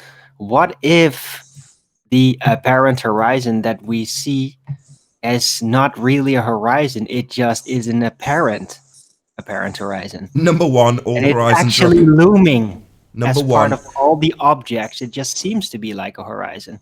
A horizon is a visual... Chocolate, you there? Let him have it. Yeah, Arwin, come on, man. It's not Hey, a I'm just- horizon if you don't see it. No, but look, the horizon is basically effectively comprised of visuals. So it's like a on rainbow. There you land, go. right? Visual. In That some means way. you would need to So see it. Thanks. I'm just devil Where the advocating where the something here. sky where the sky know, seems Arwin. to meet the Don't rumpus him. People He's got a don't really gag. seem to like it Everyone, at all. hello. We're talking- Hello. Can you clear the airwaves? Let Arwin make his gag. He's got a gag. Let him do it. Right. So what if the apparent horizon in the picture is not really the horizon because the entire thing is loomed around the cornered sphere of the Earth, and so you're in the picture not looking at the horizon. It just appears like it is a horizon because it is part of the entire apparent landmass reflection of the original horizon that's completely out of view because of the entire Oh loom. no. When does this Define word salad looming. have an end? No, but Excellent that word salad. excludes looming. the horizon from being part of the looming itself. It just looks like Oh, a well, that horizon. sucks It's because we not were really talking a about the horizon. Yeah, well, there's something to sorry, that Arwin. though, because you never see the horizon above your head. I don't know. What if you're lying on the beach, right? And, you're lying on your back, and then you lean backwards to look at the horizon? 90 degrees from the surface. When you're Zenith. standing plumb, you never see Yeah. the horizon above So your I'm just head. being a prick. Zenith. At your zenith. You never see a horizon at your zenith. Right. Not just Well, that, according like to 5 my degrees concept, up. that would- Not, like people don't see that. But refraction would dictate that would be changing. That would it would How be can you bad lie for on your- artillery and how can you everything lie- too, wouldn't it? How can oh You my would God. never be How able to can you hit lie on your back and then lean back? objects. Say that again. How can you lie on your back and lean back? Lie on your back, right? And then just tip your neck back a bit, and then roll your eyes back a bit further, and you'll see the horizon above your head, right? You ain't lean. You'd have to arch your neck. You ain't leaning back against the ground. Yeah, you are. That's just Lean semantics. back. That's You just can, you semantics. can press a little bit more and sand. You That's yeah. guys are just red herring semantics. my argument. I think he said quantum mechanics are your eyes in your head, and you thought he said the horizon. No, that's just words that disagree with and contradict my argument. That's all that is. Just semantics. At best, you've disproven Just it. semantics. Hey Nathan, check your Skype message. Just the last message for me, please. Okie dokie. Is it a clip? Let's hope so. I'd By say the way, so. Nathan. No, it's I fair. hope No, you enjoyed I'd like to that. read this out because I got this wrong the other day. Argument and the- I'll do 1 second. So, yeah, I kept on using the wrong term, the wrong fallacy. So I kept on saying, you're using an equivocation fallacy. And an equivocation fallacy is having two or more different definitions for a single term in the same argument. That would be the equivocation of, say, mass as the amount of matter in something and inertia. That's an equivocation fallacy. Now, a law of identity violation is two different terms with the same definition. Now, that would be the example of Zanuck, which I can't now remember what he actually did. Oh, yes, Coriolis effect being the same as the conservation of momentum. Well, no, that's a law of identity violation.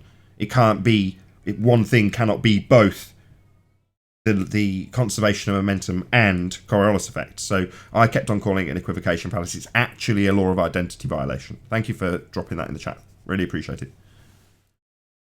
Nathan, on your question to me a few minutes ago about when you read the Modus Tollens, could I spot any oil wells or anything? Remember that? If the Earth is a sphere with a radius of 3959, then every distance to horizon must be no more than 1.2 times the square root of the observer's height in feet. No oil platforms mentioned. Well, it was, well, part of it is true, because it was a well-formed argument. A well-formed argument? Everybody missed it the first time. I missed it the first time as well. Excellent. Chocolate, I gotta drill down until I get it. Oh God, no! Don't take it further. You won. Don't ruin it. I had to drill down further. That's actually everybody not bad seems either. to have forgotten my argument. Your word salad went on for about 4 minutes, Arwin. No, it's not. You can call it a word salad, but I actually had a well-developed train of thought behind it. But everybody started rumpusing me, so yeah, I know it's a joke, right? But it doesn't mean that I didn't think this one out. No, yeah, but remember what happened to Tycho Brahe when he made a joke? They took him serious, and they made a story about it. Tycho Brahe. Be careful what you tell him. Sorry. Yeah, I know. And that's why I said, okay, I hope you enjoy the next rumpus argument in the coming month. Because that's probably what it's going to become. Tycho Brahe had two horizons also. So he was just utilising the exact same magic trick.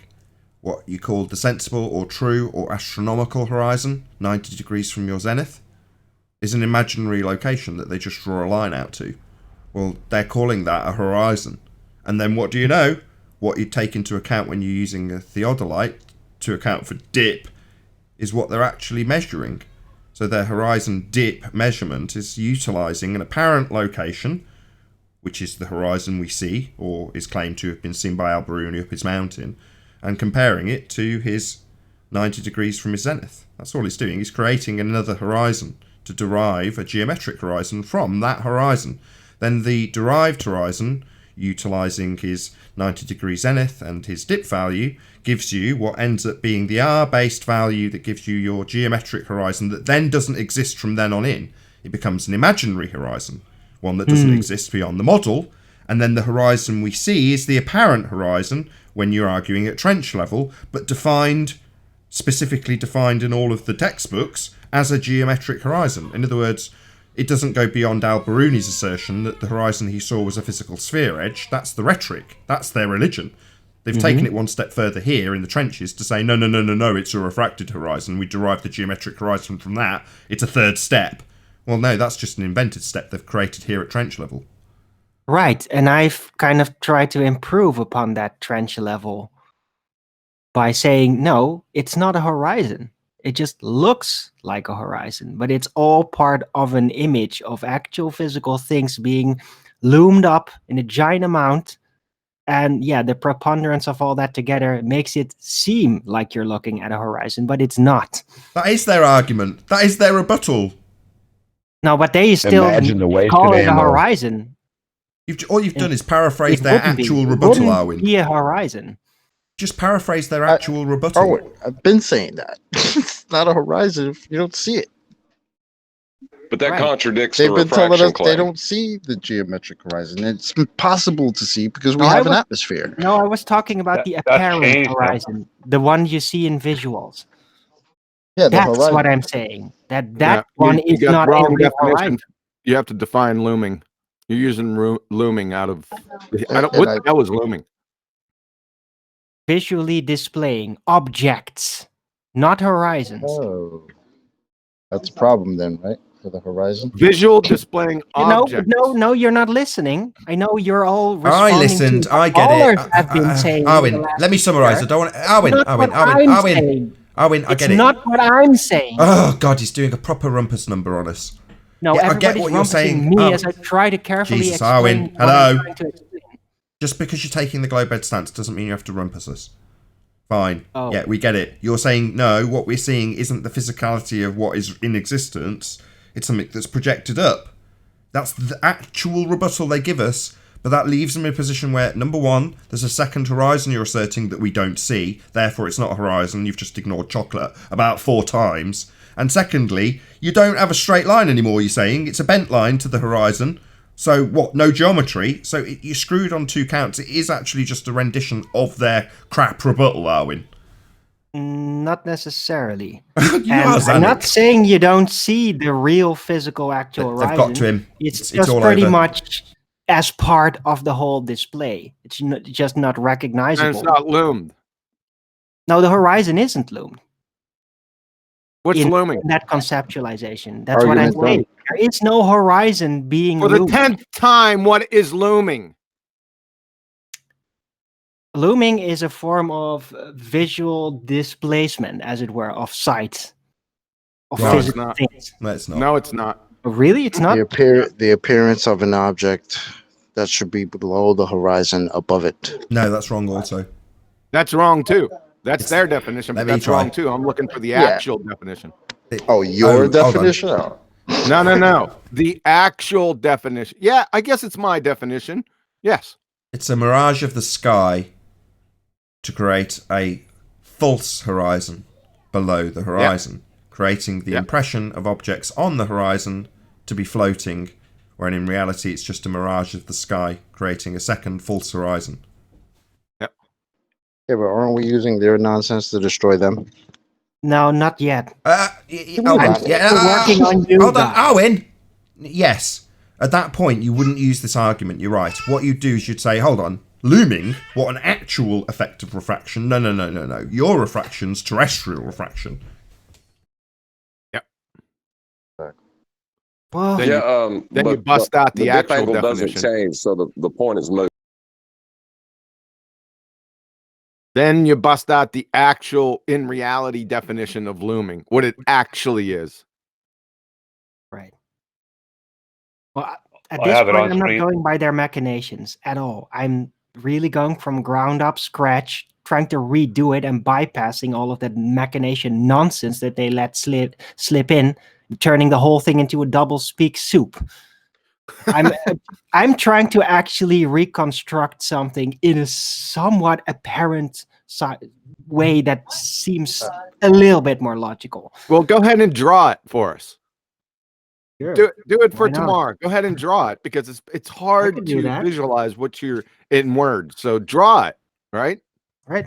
I can draw it. it's Hold on, I basically- can do it for him. He's got a donkey dick horizon. That's all he's got. He's got 2 horizons, one with a bent line to it, the other one that we can't see. He's just given us their crappy rebuttal.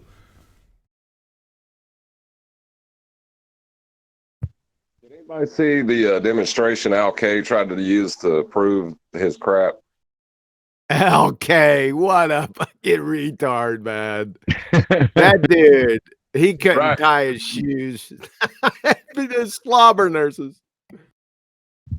But the angle to his bottle horizon changed from the viewing angle. That doesn't happen ever. But that's stupid. That was stupid. Very useful for me to make my point, though. I trimmed out that X. Thanks, LK. Did you do one with LK? Yeah, I nicked his bit where he stuck our whites bottle into some water. I think it was in. Oh yeah, that's right. Yeah. All right, got it. Yeah. He's been he's good though. He's out there. He does stuff. So I've used his examples a few times. There was once where he got miraging on the bottom bumpers of cars as he was going up and down hills at full zoom. So he'd set up a full-on tripod in his car and driven along with a decent enough camera to. No, but it showed the angle closing. Obviously, as the car's going up the hill, and it reaches the apex of the hill and he's below it, he's got the angle closing, and then you get this like mirror of the bumper on the road. And it happened consistently as he's travelling along. Sod all to do with atmosphere. He's only a few hundred yards away from the car in front. But you still got the exact same effect we get at the horizon. And it's just down to a limitation of the angle. Okay. All this guy's good for is color commentaries about the situation with flat earthers. Yeah, give us another incoherent color commentary, you friggin' bozo, LK. Drink another one. Why don't you snort the next beer?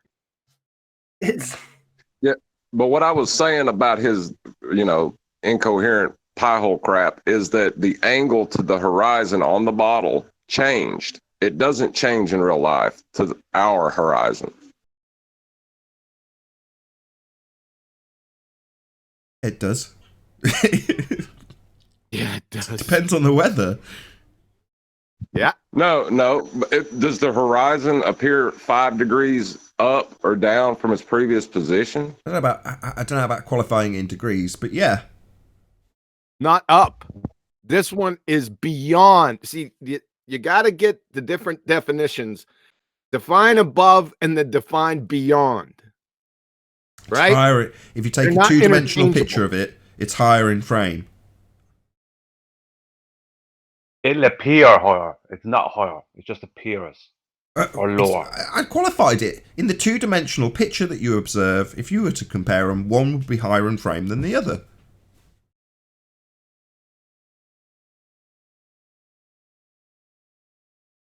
Show us. Just put them side by side. One's got that it's higher on one than the other. You just repeated your claim. Show us. I'll go and get a side by side. I can't do it on the spot while I'm running a recording of a show, but I'll go and get a side by side. That was unfair. I'll do it for you though. I'll get a side by side of two different images that are at the same height from BLMSB 69, and you'll just see that one's higher in frame than the other. That said, I'm never going to satisfy you, because how can I prove that they're both exactly the same? I can't, can I? Right. So, based on that, I've just undone my own argument. I'll relinquish what I've just claimed. Fine. Yeah, they only appear that way. I still think I had an argument. Hold on, Arwen's going to take this as a win for him somehow. Go ahead, Arwen. Yes. See, the ballers were always right. You were always wrong because you just made a mistake. See? I didn't make a mistake. I conceded that I couldn't demonstrate it. Therefore, it's a baseless assertion. I didn't say I was wrong. Okay, now I made a mistake, proving that the ballers were always right.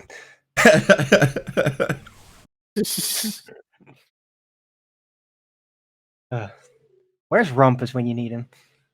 He might be here. Let's have a look. Shady Meadows. Could I share something in a minute? I've never said, where's a lobotomy when you need one? I've never said that. How can they measure dip angle if it's always moving up and down? Hold on 1 second. Brian's trying to get a word in. Go ahead, Brian. Yeah, could I share something in a while? No, you can't. Moving on. Go ahead, Brian. Whatever you like. What, can I comment on chocolates? What's going on? Go ahead, Brian. But I'll do it after Tank is commented. Yeah, chocolate. What was your statement about lobotomy? Well, Arwen said, where's Rumpus when you need one? I said, I've never asked, where's a lobotomy when you need one? Well, that's a no-brainer. Yeah, it's like saying, where's a massive headache when you need one? Right, Brian, I think we're done with the gags. Okay, I just want to share something here that I showed the weekend, and I had to do it kind of in a subtle way so it wasn't stopped. I'm just going to share my screen. Just something about perspective, that's all. Okay. Yeah, ready when you are. Got some looming. Oh no, okay. Here, if you can all see my screen, I have these pitted green olive jars. I have one here in front of us and one at the back. It's harder to see. And next to that, I have a salt shaker, a sea salt shaker. And the sea salt shaker is actually higher than the olive jars by about an inch or 3/4 of an inch. Now, this is just the first one. The first frame here is just to show the difference in angular size change, just to show that they are exactly the same jars. Okay, so my next one, this is what I did. I put the center of the center frame just underneath the black cap. So to show, because why I did this is that I had an argument with that surveyor Jesse Kozłowski before, because he was saying that because a pole a pole he had set up at the same height as his theodolite 7 miles away across a lake or something, had gotten lower than his center frame, than his crosshairs. So that was the curve of the earth. And I said, no, it's angular size change. And I spent 4 days arguing with him, and he eventually admitted that he hadn't taken angular size change into account. Okay, so I showed this on Fight the Flat Out show there night, and they were like, yeah, but that could be just that it's not level. Like, it's not level, right? Yeah. I said, like, okay, the floor is not level, and that's why it's the 3.6 here from left to right, but forward to back, my phone is up against the olive jar. I said, this is angular size change. And I showed more. I showed here. Don't take that off frame. Don't take that off frame. I'd like to comment on that after you're done, please. Yeah, me too. Go ahead. Go ahead. Well, you can comment now if you want, John, and I'll move on then. And me. Jesse Kozlowski, Messy Jesse, you're trying to come back in here again. I handed you your ass about 3.5 years ago on your own channel, right? Over science. You remember that, you little clown show. Now, look at Brian's shot right here. Where'd it go? There it is. It should get on screen. This implodes your entire fairy tale right here in 3 seconds. You bozo. You got me, Messy Jesse. I'll catch you out here again, sir. I'll tell you what, you're going to rue today. Got me, Sally. That's also. This is also good for Xanax Mountain View shots. Okay, hold on. There's a queue. Right. So, is that a car in the background behind that French window? Yeah, it's the front of a car. Yeah, this it's a white or whatever color it is. This car, yeah. Yeah. If that was next to where this pickle jar is, right? How high do you reckon the roof would be? Oh, we'd be looking at this side of the tire. You couldn't see the roof at all, you mean? Yeah.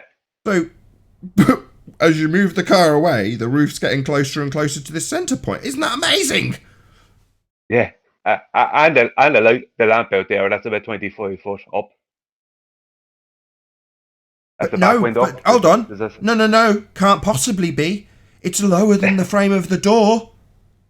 Yeah.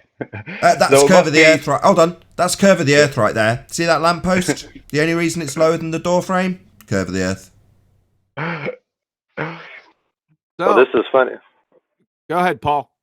No, this is funny because Xanix's been posting that mountain view picture. Remember those mountains? He says that the mountains are kind of, lower or whatever because of curvature of the earth. This would account for that as well in his perspective, and this would account for it right off the bat. So, great job, Brian. It's such a shame there's no perspective in their geometric begging the question proof of nothing curve calculator. And a shame they need a tangent line. There's a lot of shames for their model that's dead. But there we go. It's a dead model. Who cares? Do you still have that picture up of the olive jars? Yeah, it's still up there. Yeah. I have more to show. So any fence sitters out there, see what they're doing. These friggin' numpty dipshits. They're saying that you see those crosshairs right there. What they're saying is when they shoot that, when they're looking out through their theodolite and they're putting center mass on an object that's real close and they take it further away from them, that since the crosshairs appear higher, they don't stay center mass, that the earth is curved. Can you believe that? Grown adults tell you this. That's really what this argument, because I had to kind of dip for a few minutes. Is that what this is about? Yes. Yeah. Really? Yeah. Okay. This was the first time. It's hilarious. I thought it was hilarious. I laughed the first time I was exposed to this argument. It was Jeranism that exposed it. It was the same dude, Jesse Kozowski. He's got his two different lantern things set across a river, a lake, sorry. And he's explaining that because the one is lower in the crosshairs, it's because of the curve of the Earth. But before he gets to say that, because I hadn't seen the original video, I was watching Jeranism's commentary on it, he goes, the reason it's dropped in the crosshairs is because, cut to black, and Jeranism goes, perspective! And it made me laugh, because I thought, yeah, obviously. Yeah, Wow. I had no idea this was a real argument. Yeah, it's been from years off, absolutely. Technically, the actual, if it's straight line there, is actually down here. Technically. It just appears that it's up here. But technically, it's down here. Tune parrots this nonsense too. Mr. Bozo himself. Same argument. Okay, right. Brian's still in the middle of his presentation, so do you want to carry on? Sorry Brian? about that, Brian. No, that's fine. That's what I want. This is what I want. The talking about it and people saying about it. Yeah, this is good. So what I did is I took another shot from just above it. Now that red salt shaker, it's a sea salt shaker. That's higher by about 3/4 of an inch than any of these olive jars, and you can't see it at the background there. You should see red up over here, and you can't see it. You can't. Now I'm looking right here. That's almost the end of the radiator there. You can't see it at all. And I move on, and I take another one here close to the jar, right up next to it, and I brought the other olive jar closer, and you can still see that actual red salt shaker is slightly higher. It's just almost at the top or slightly higher than this olive jar here, or almost same height. But I brought this olive jar closer, and I got closer to this here, right at the center of the cap of both olive jars, and it still shows that it's the crosshairs appears higher, just appears higher. So then I did it again at the bottom of the jar, of the lid of the jar, with the other one closer again, just to show that it's still higher. It just not really higher; it just appears that way. So so that was like yeah, but you'd have to make sure your floor is. This is what I got. You have to make sure your floor is level, and you have to make sure your phone is level. Like that's not level. It's like it's not level from left to right because that's the floor, but it's level. I mean, I can't move the camera forward and back because I have it up against the jar. So it's like it's level with the jar. If you know what I'm saying, as in like using a clinometer. I can't move it forward and back. Right? As in, tilt it. I can't tilt the camera because it's against the jar. So it is what it is. It's just a perspective. So they kind of weren't. They were kind of like yeah. And because I was kind of bringing it to them in a nice way, they were just kind of going yeah. And they weren't really hand wave dismissing it, but they weren't taking it serious. So then I went on to this. I said, well, I'm just going to show something else here. This is the exact same thing in an actual real photograph that we all know, right? And I went to this. So Miles Davis's camera height was 210 meters. The center stanchion on this bridge is 210 meters. Now, technically, his center frame should be right at the top of this bridge stanchion here. This one, because they're both exactly the same height on this. In this shot, he was 210 meters high, and the bridge stanchion in the middle is 210 meters high. So technically, the center of his frame should be aligning up with this. And what I got for was, well, you see, that was a screenshot taken out of a bigger expanse of a photograph. I said, exactly. I said, things get smaller with distance. I said, at a distance, if you look at the full photograph, when he was actually just not zoomed in and this wasn't taken out from a 25-mile distance, that bridge stanchion is tiny. And there's no explanation for it on the globe because with their model. Sorry, someone wants to say something? No, I don't think so. There's no explanation for it for them because the problem is, even on their model, this is viewable from that height at that distance. We do have, even according to their globe belief, he has direct line of sight to this bridge stanchion at that height that he's at. So there is no reason for him to not be in direct line with the very top of that center bridge stanchion, other than the fact that it's angular size change. And they didn't have any answer for that. They didn't know what to say. Well, I read in the chat afterwards. Well, it don't matter. that's just it's only silly stuff. The mountains in the back are still smaller. Let's just say, right? This is the kind of nonsense I read about. But Fight the Flat Earth didn't have much to say. Like, he just said, well, he was basically making my argument for me, and he didn't really realize it. You know, because in the fuller scope, if you see the full photograph, those stanchions are way smaller because they're 25 miles from him.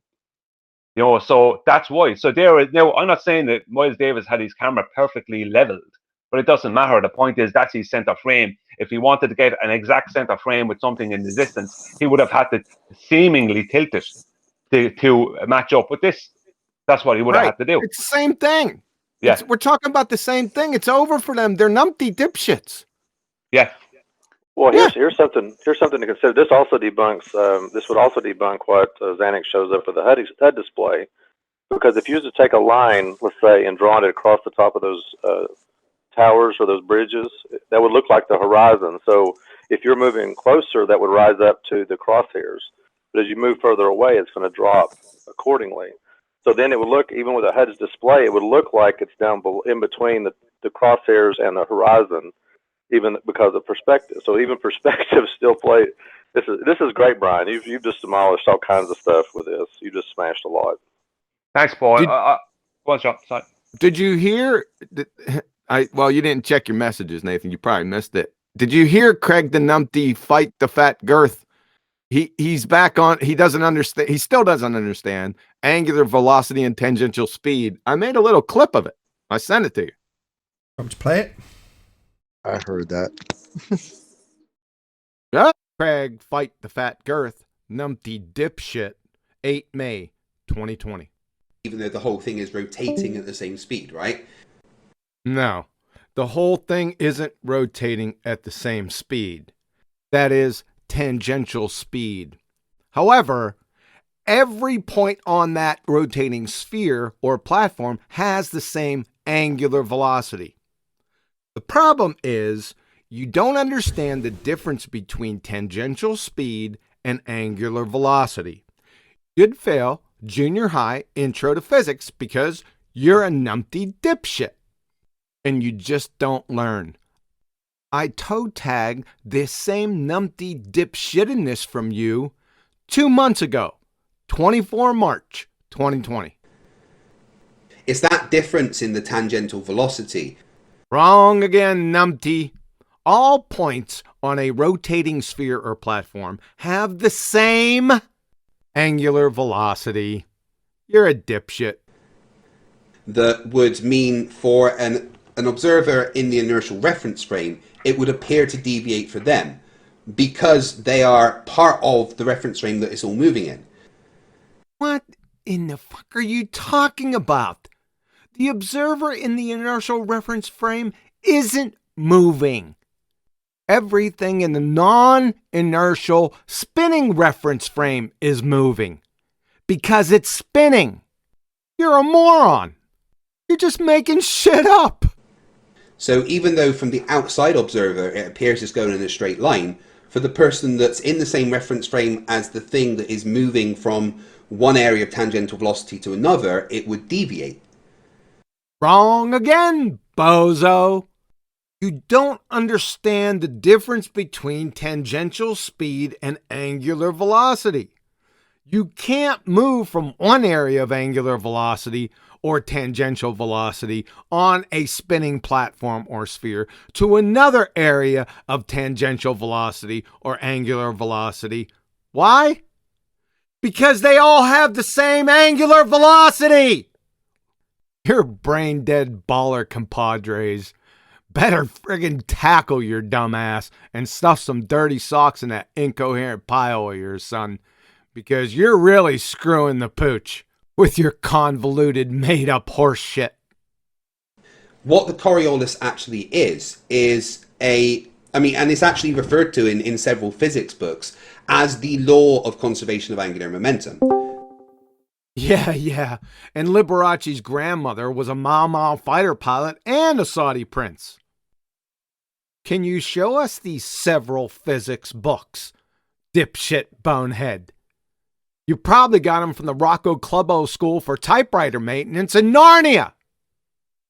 Number 1, law of identity violation. The Coriolis effect and the law of conservation of angular momentum are two different things. They're two different concepts with two different names. So let's take a look at these two different concepts and see if your nonsensical bullshittery holds any water, Gilligan. The Coriolis effect from Sigurd Douglas' Introduction to Ocean Sciences. When set in motion, freely moving objects including air, that's atmosphere, and water masses, that's clouds and water vapor, move in straight paths while the Earth continues to rotate independently.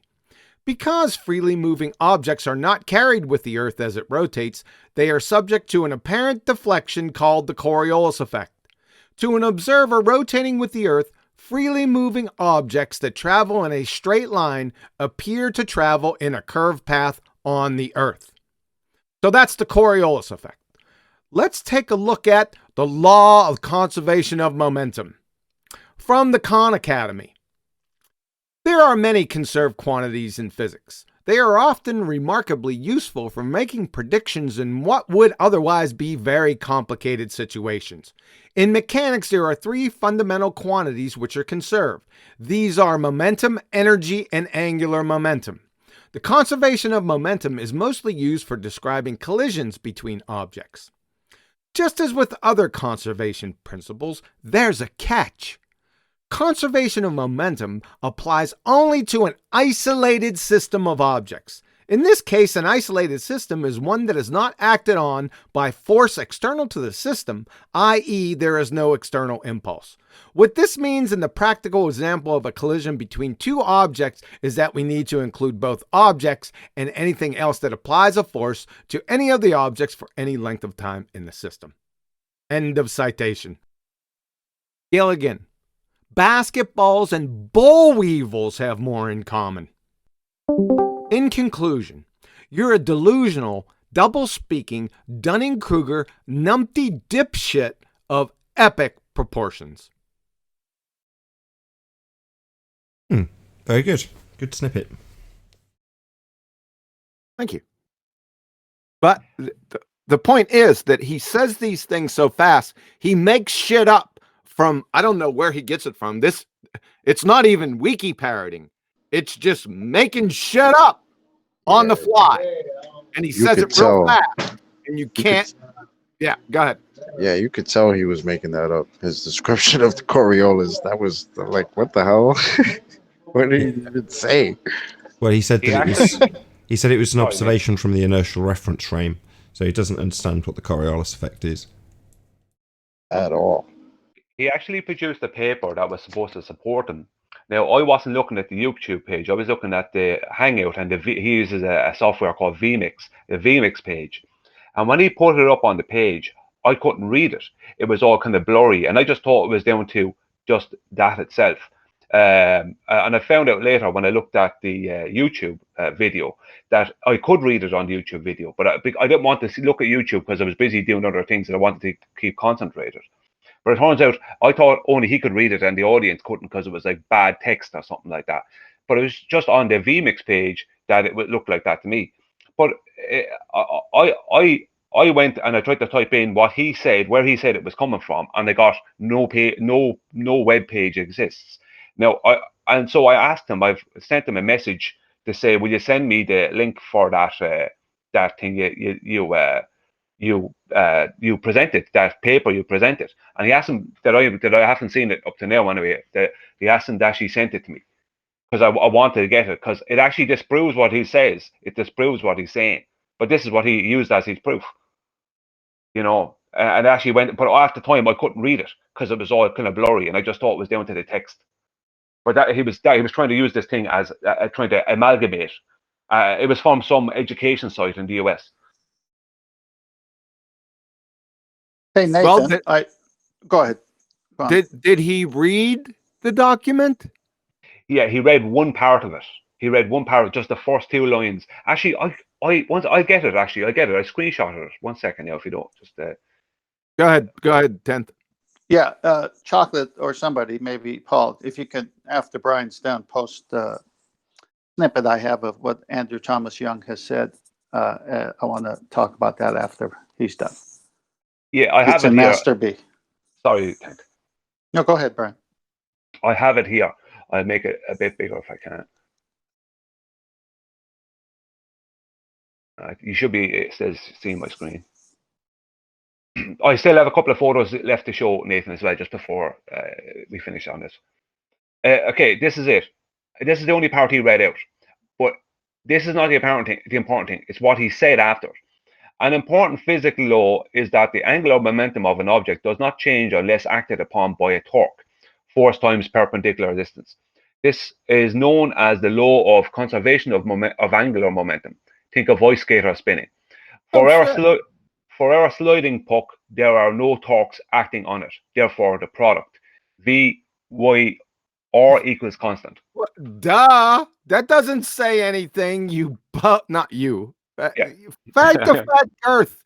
What does this have to do? What does the law of conservation of momentum and or the conservation of angular momentum have to do with the Coriolis effect? This doesn't have anything to.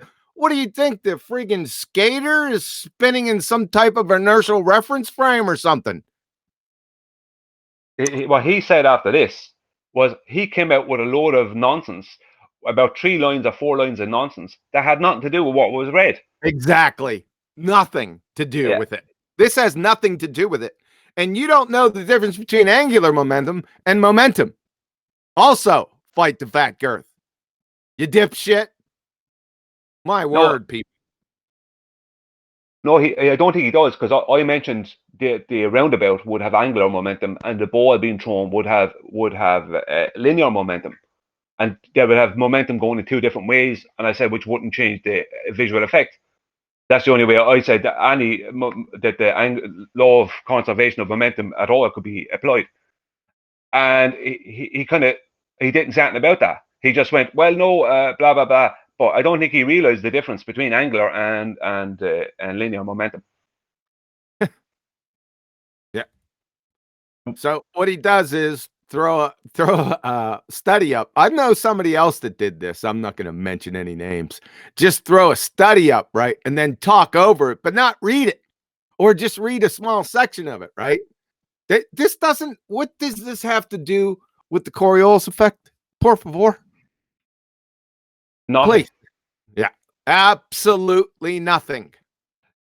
The rest of sorry, John. The rest of the thing did have. Let me see. Where did I just go to? Oh, that's a good picture. Yeah, I put that up earlier when you were speaking about it. I don't know if I screenshotted the other part. Yeah, I did. Sorry. Here's the rest of it. It does talk about the Coriolis effect in this, but it talks about what it says debunks him anyway. That's the part he read out, just here, and here is the rest. You want me? I'll read out, and there's the Coriolis and the atmosphere underneath. If you want, I'll read it out. I don't mind.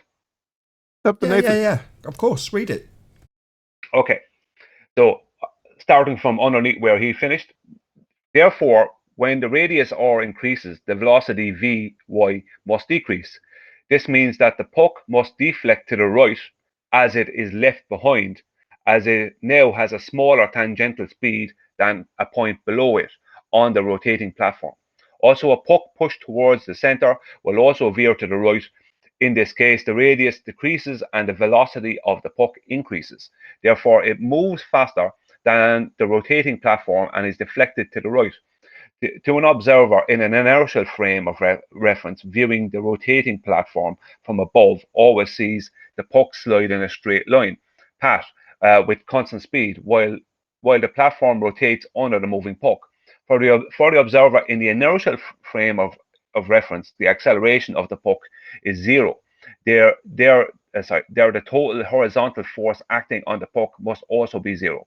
For the observer in the non-inertial frame of reference, the puck must accelerate because it moves in a curved path, and therefore the puck must be acted upon by some horizontal force. This force is called the Coriolis force.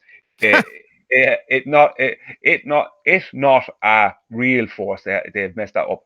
It is only an artifact of an observation made in a non-inertial frame of reference. They just contradicted themselves. Yes, hold on, QE. Yes. I'm itching to highlight the same thing. Okay, Go on, Brian. sorry about that. Go on, Sorry, Brian. go ahead.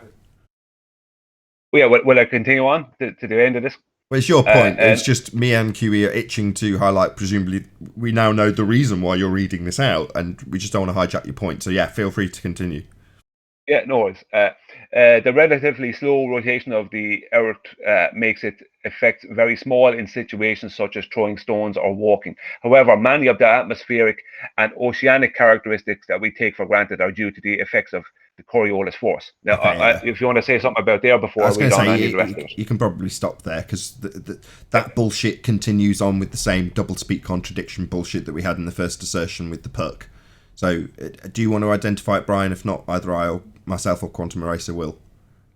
Yeah, well, they're double speaking because they're saying they're basically saying that we will see it, but we don't see it. No, hold on. No. What they're doing is they're describing the force the puck experiences, and then in the next sentence they describe it as a not actual force. Now, actual Coriolis is a not actual deviation because the thing you're observing in the inertial reference frame is travelling in a straight path or not moving at all. But it seems to curve. Seems to, not actually. Now, in their first detailed explanation, they're describing how there's an actual force being applied to it to actually curve its path. That's right, yeah. No, that's not Coriolis. Because it's a not actual curving in Coriolis, and they're detailing an actual force actually curving a puck. I could do a whole show on that paragraph right there and rip it to frigging shreds. Who wrote this? A magician. Hold on. A magician that needs to take a not actual force and turn it into an actual force that does things. And that's what they've done in that sentence. There's only one sentence where they do it. They describe how the puck moves with the force being applied, and in the next breath say it's not actual force, and then they move on to describe how that not actual force churns up rivers and oceans and wind currents. This is an absolute cluster screw of contradiction. Hold on a second. Who wrote this? Do you have the author? No, I asked him who it was, and he just gave me. He just named out a site in the debate. He just named out. It was I can't remember the name he named out. Okay. Go to the Coriolis in the app. I can't. The print is so small on here, I can't see it. But I see the Coriolis in the atmosphere. Please. Okay. Coriolis in the atmosphere. 1 second. Now I find it. It's the big green one. Second paragraph. Oh, sorry. Yeah, sorry. Yeah. Do you want me to read this now? Yeah. Please. Yeah. To discuss wind patterns, consider standing on the top of a spinning globe, North Pole. You attempt to throw a stone due south, parallel to the surface. From above the North Pole, this is qualitatively the same situation as the platform rotating anti-clockwise. Thus, the stone will veer to the thrower's right, west. If you were standing at the South Pole, then the Earth would be rotating in a clockwise sense. Therefore, the stone would veer to the left, west. The consequence of the Coriolis force due to the Earth's rotation is that for winds from any direction. And then it goes on to say, winds in the southern hemisphere will always be deflected to the left. Winds in the northern hemisphere. This is the ridiculousness of it. That's great. Will always be deflected. Yeah, It's the same thing. Go on, carry on, Brian, if you want to make a point. Yeah, the last part is the magnitude of the Coriolis force F depends upon the density of the air or the wind speed V, the angular speed of the Earth's rotation, and there's an equation there is the period of the Earth's rotation, and another T equals 24 hour, and the latitude as described by the equation. So there's more down here, but I can't read it. That's okay. Okay. Did you want to make a point, or if not, QE? Yeah.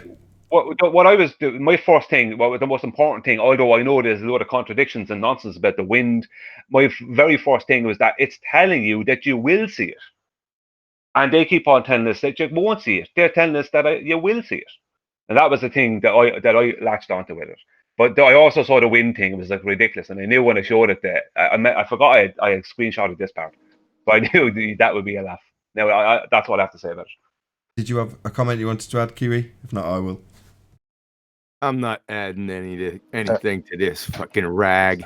If you believe this, then you're dumber than the person who wrote it. Okay, so they've got the description of a not actual deflection in the form of a stone. Stone gets thrown, travels straight, Earth turns underneath, seems to deviate from your position at the North Pole in their description. They then go on to describe the storms with their actual spin directions.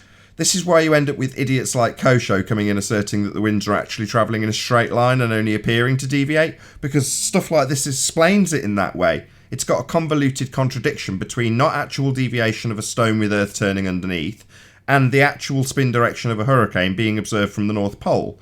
Well, that'll leave you with the impression that you're looking down on a storm, metaphorically, and it's rotating because you're rotating underneath. In other words, it's not actually rotating at all, it's travelling straight, it only appears to because you're rotating underneath, as per the Coriolis not actual deflection that you'll appear to see.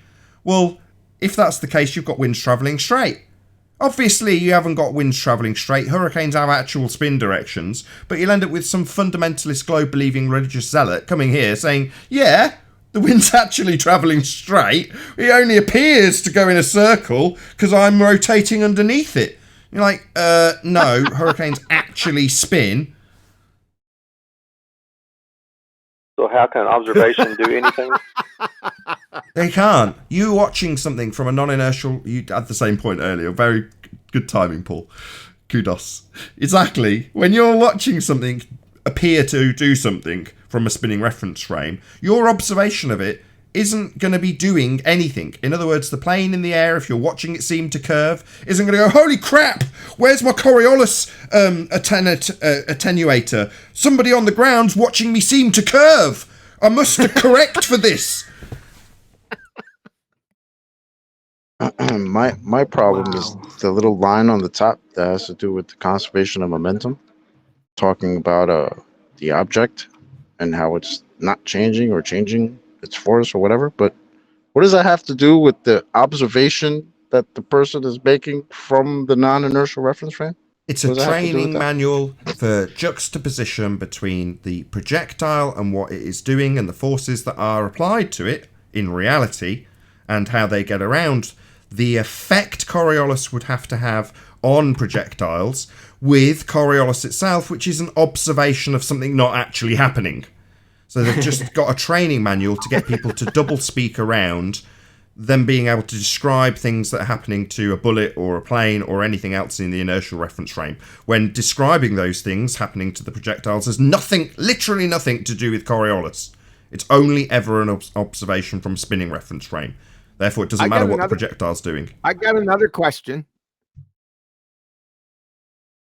What are they? They're using a puck? A hockey puck? Really? So, is it? Where is the what reference frame is the hockey puck in? The non-inertial spinning reference frame. It's attached to it. Yeah. What's their point? They don't have one. To have Coriolis effects, the puck would have to be in the inertial reference frame. Therefore, this has absolutely nothing to do with Coriolis.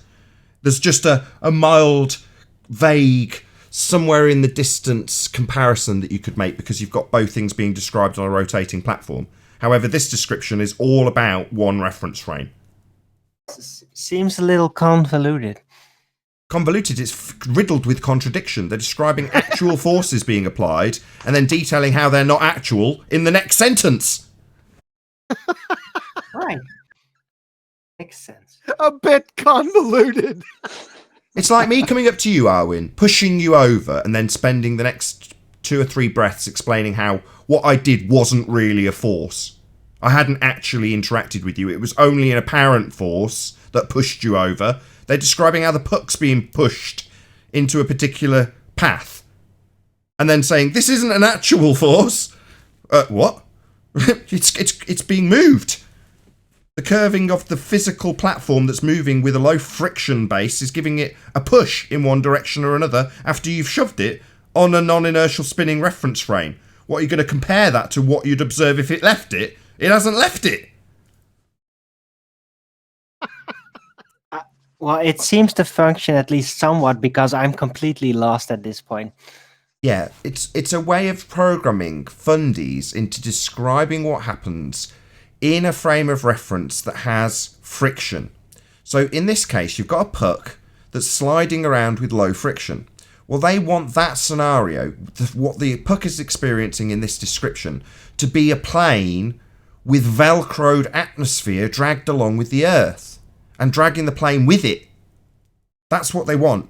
One reference frame, but with a vague, loose association to Coriolis because you've got something spinning in the example. No. All Coriolis is something leaving or not being attached to, in the first instance, something that's spinning. In the example at the beginning of the show, roundabout with a lamppost cemented into the ground, not spinning with you. As you watch the lamppost from the spinning reference frame, you on it, it seems to come towards you and then go away. Come towards you, go away. It's not moving at all. It's concreted into the ground. But that apparent movement of that lamppost is the apparent movement being described in the inertial reference frame. The lamppost is in the inertial reference frame, even though it's not moving. Likewise, a guy could be sat on the park bench watching from the inertial reference frame, which is what this describes quite frequently, and what Craig described inaccurately. Now, at the time, I just said he didn't understand Coriolis. No, he's got this as his explanation. That's why he detailed an observation from the inertial reference frame. Absolutely nothing to do with Coriolis. But when he's detailing what the projectile's doing and how it's doing it, that's all taking place in what he's going to call the inertial reference frame, when he's actually meaning the spinning frame of reference in Coriolis. Something totally different to what's being described here. So it's basically a training manual for how to juxtapose the projectile and what it's doing with what you're observing. That's what it is. It's also telling us that we will see the apparent deviation of a stone we throw if we're at the North Pole or South Pole. But as in, we will see it. It's not about to those places to see it. Yet earlier on, they said that you won't see it while throwing a stone. I think up here they said something. Yeah, it's got to be half step in between each double speak. It's got to, it's got to mix it up all in a big fat bowl, and at the end of it, there's going to be contradictions between the examples that give you not actual deflection and the actual deflection that they've got versus the not actual deflection of a stone that is actual deflection because it's curving versus the not actual deflection of Coriolis with the actual rotation of hurricanes. I mean, like Quantum Eraser says, you could spend an entire show on this one paragraph. Hey, Nathan, I've got that quote in Master B by Andrew Thomas Young. Can someone post it and I'll read it? Certainly. Just before we do, though, did you want to add anything more, Brian or Quantum Eraser, on this? And then if not, we'll move on to 10th Lands. Are we getting away from the Coriolis first? This is nothing to do with Coriolis. Okay, yeah, one small thing right below, like I said, the print's so small, right below the centered winds in the southern hemisphere nonsense, it says the magnitude of the Coriolis force depends on, does it say density? Yeah, thank you. Depends on the density of the air? Yes. The magnitude of an apparent deflection. That's great. That's the magnitude that they've got in the plane. I don't think they mean the same Coriolis force. Let me work out. So in the plane, right, he's got an attenuator to cope with the magnitude of apparent drift that the guy on the ground's observing. He's got to focus that little attenuator in on how much the magnitude. How much is the guy on the ground seeing we're drifting? We need to cope with that because it's got a magnitude. Yeah, oh boy! But this is basically just one last conclusion. Not actual forces or apparent effects do not have magnitudes. Right. But Nathan, this is it basically comes down to this is a giant new construction to replace the Coriolis effect, which has nothing to do with real displacement and all that. It's an effect, and this is their fictional replacement for the word that is attributed to the virtual spinning of their presupposed ball Earth. Hey, I need this document. Thanks. Yeah, did I get that right? Hold on, yes, Owen, good summary, but I want to move on to 10th Man now. I know, Brian, you've got one more point. You can have the last word. I have a couple of more photographs to add on to the rest. There's 3 more to the end of what I was showing. But I leave what I'll do is I stop my screen sharing. I leave 10th make his point, and I'll come back to those. Carry on. No. Carry on. I've moved 10th off screen. You carry on. Get to the end of your presentation. Okay. I got it. Hold before he goes. Yep. I need that document. I need you to take at least a couple sentences out of there so I can go search for it. Is it possible to do that? I can just send you the screenshot if you want. You can have the whole lot. Yeah, then I have to do all the damn work. You send me a message of what you want me to do, and I'll do it. All right. Thanks. Okay. The perfect words for Quantum Eraser. Don't ever say things like that to him.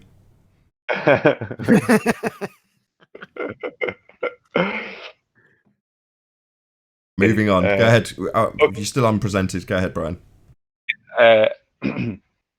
So the last one I showed was the Miles Davis photograph. Now, but I'm only adding the next 2 photographs in because of what the boilers tried to do with the fact that I was showing what they tried to do with the fact I was showing that his center frame, or not like just where he was looking, appeared to be higher than the exact same height at a distance.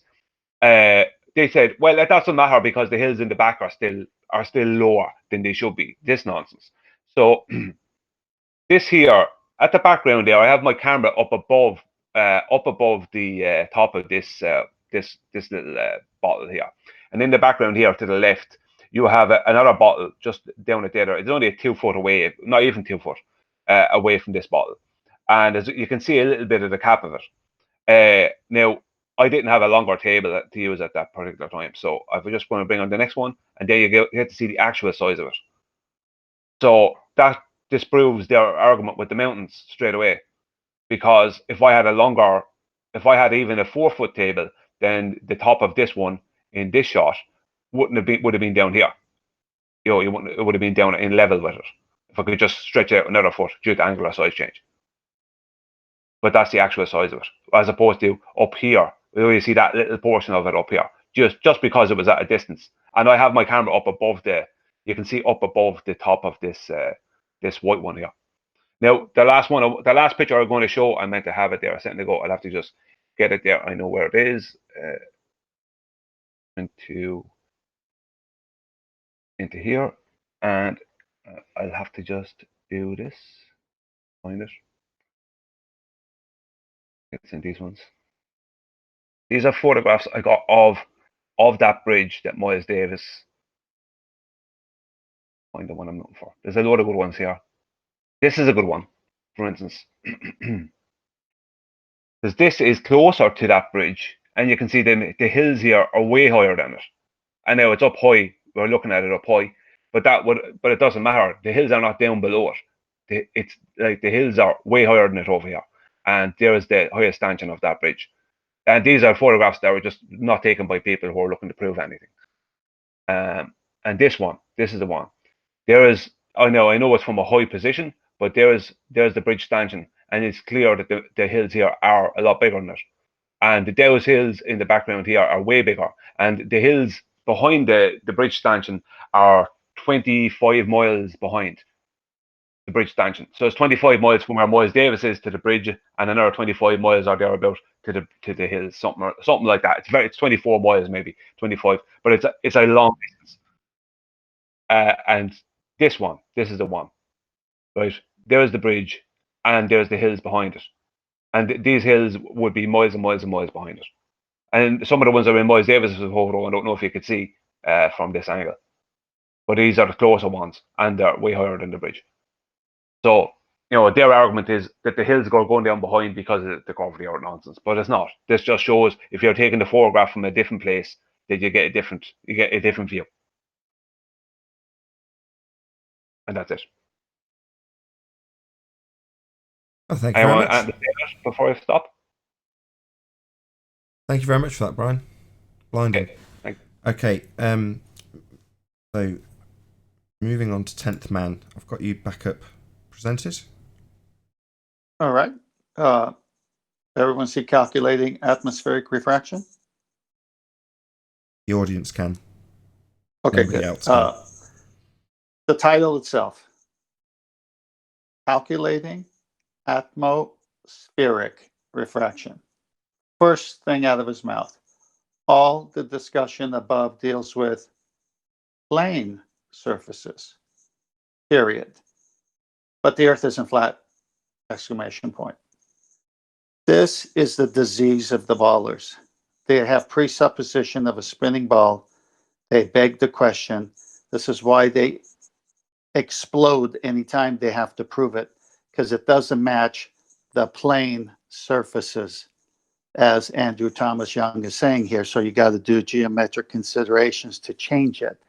If you're on Earth and you're doing a study on refraction, and you say all the calculations you have is from a plane surface, then how can you have a title, Calculating Atmospheric Refraction?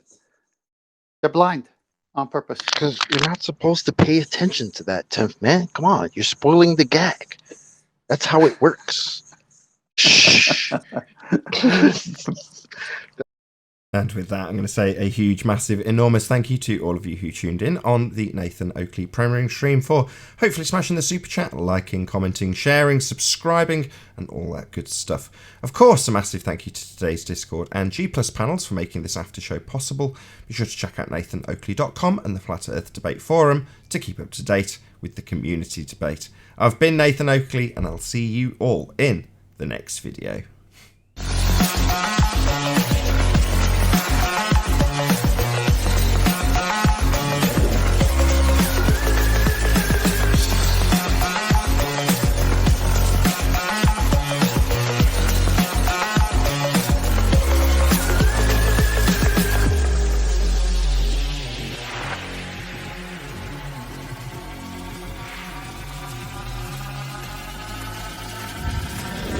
Oh, what a day! What a lovely day!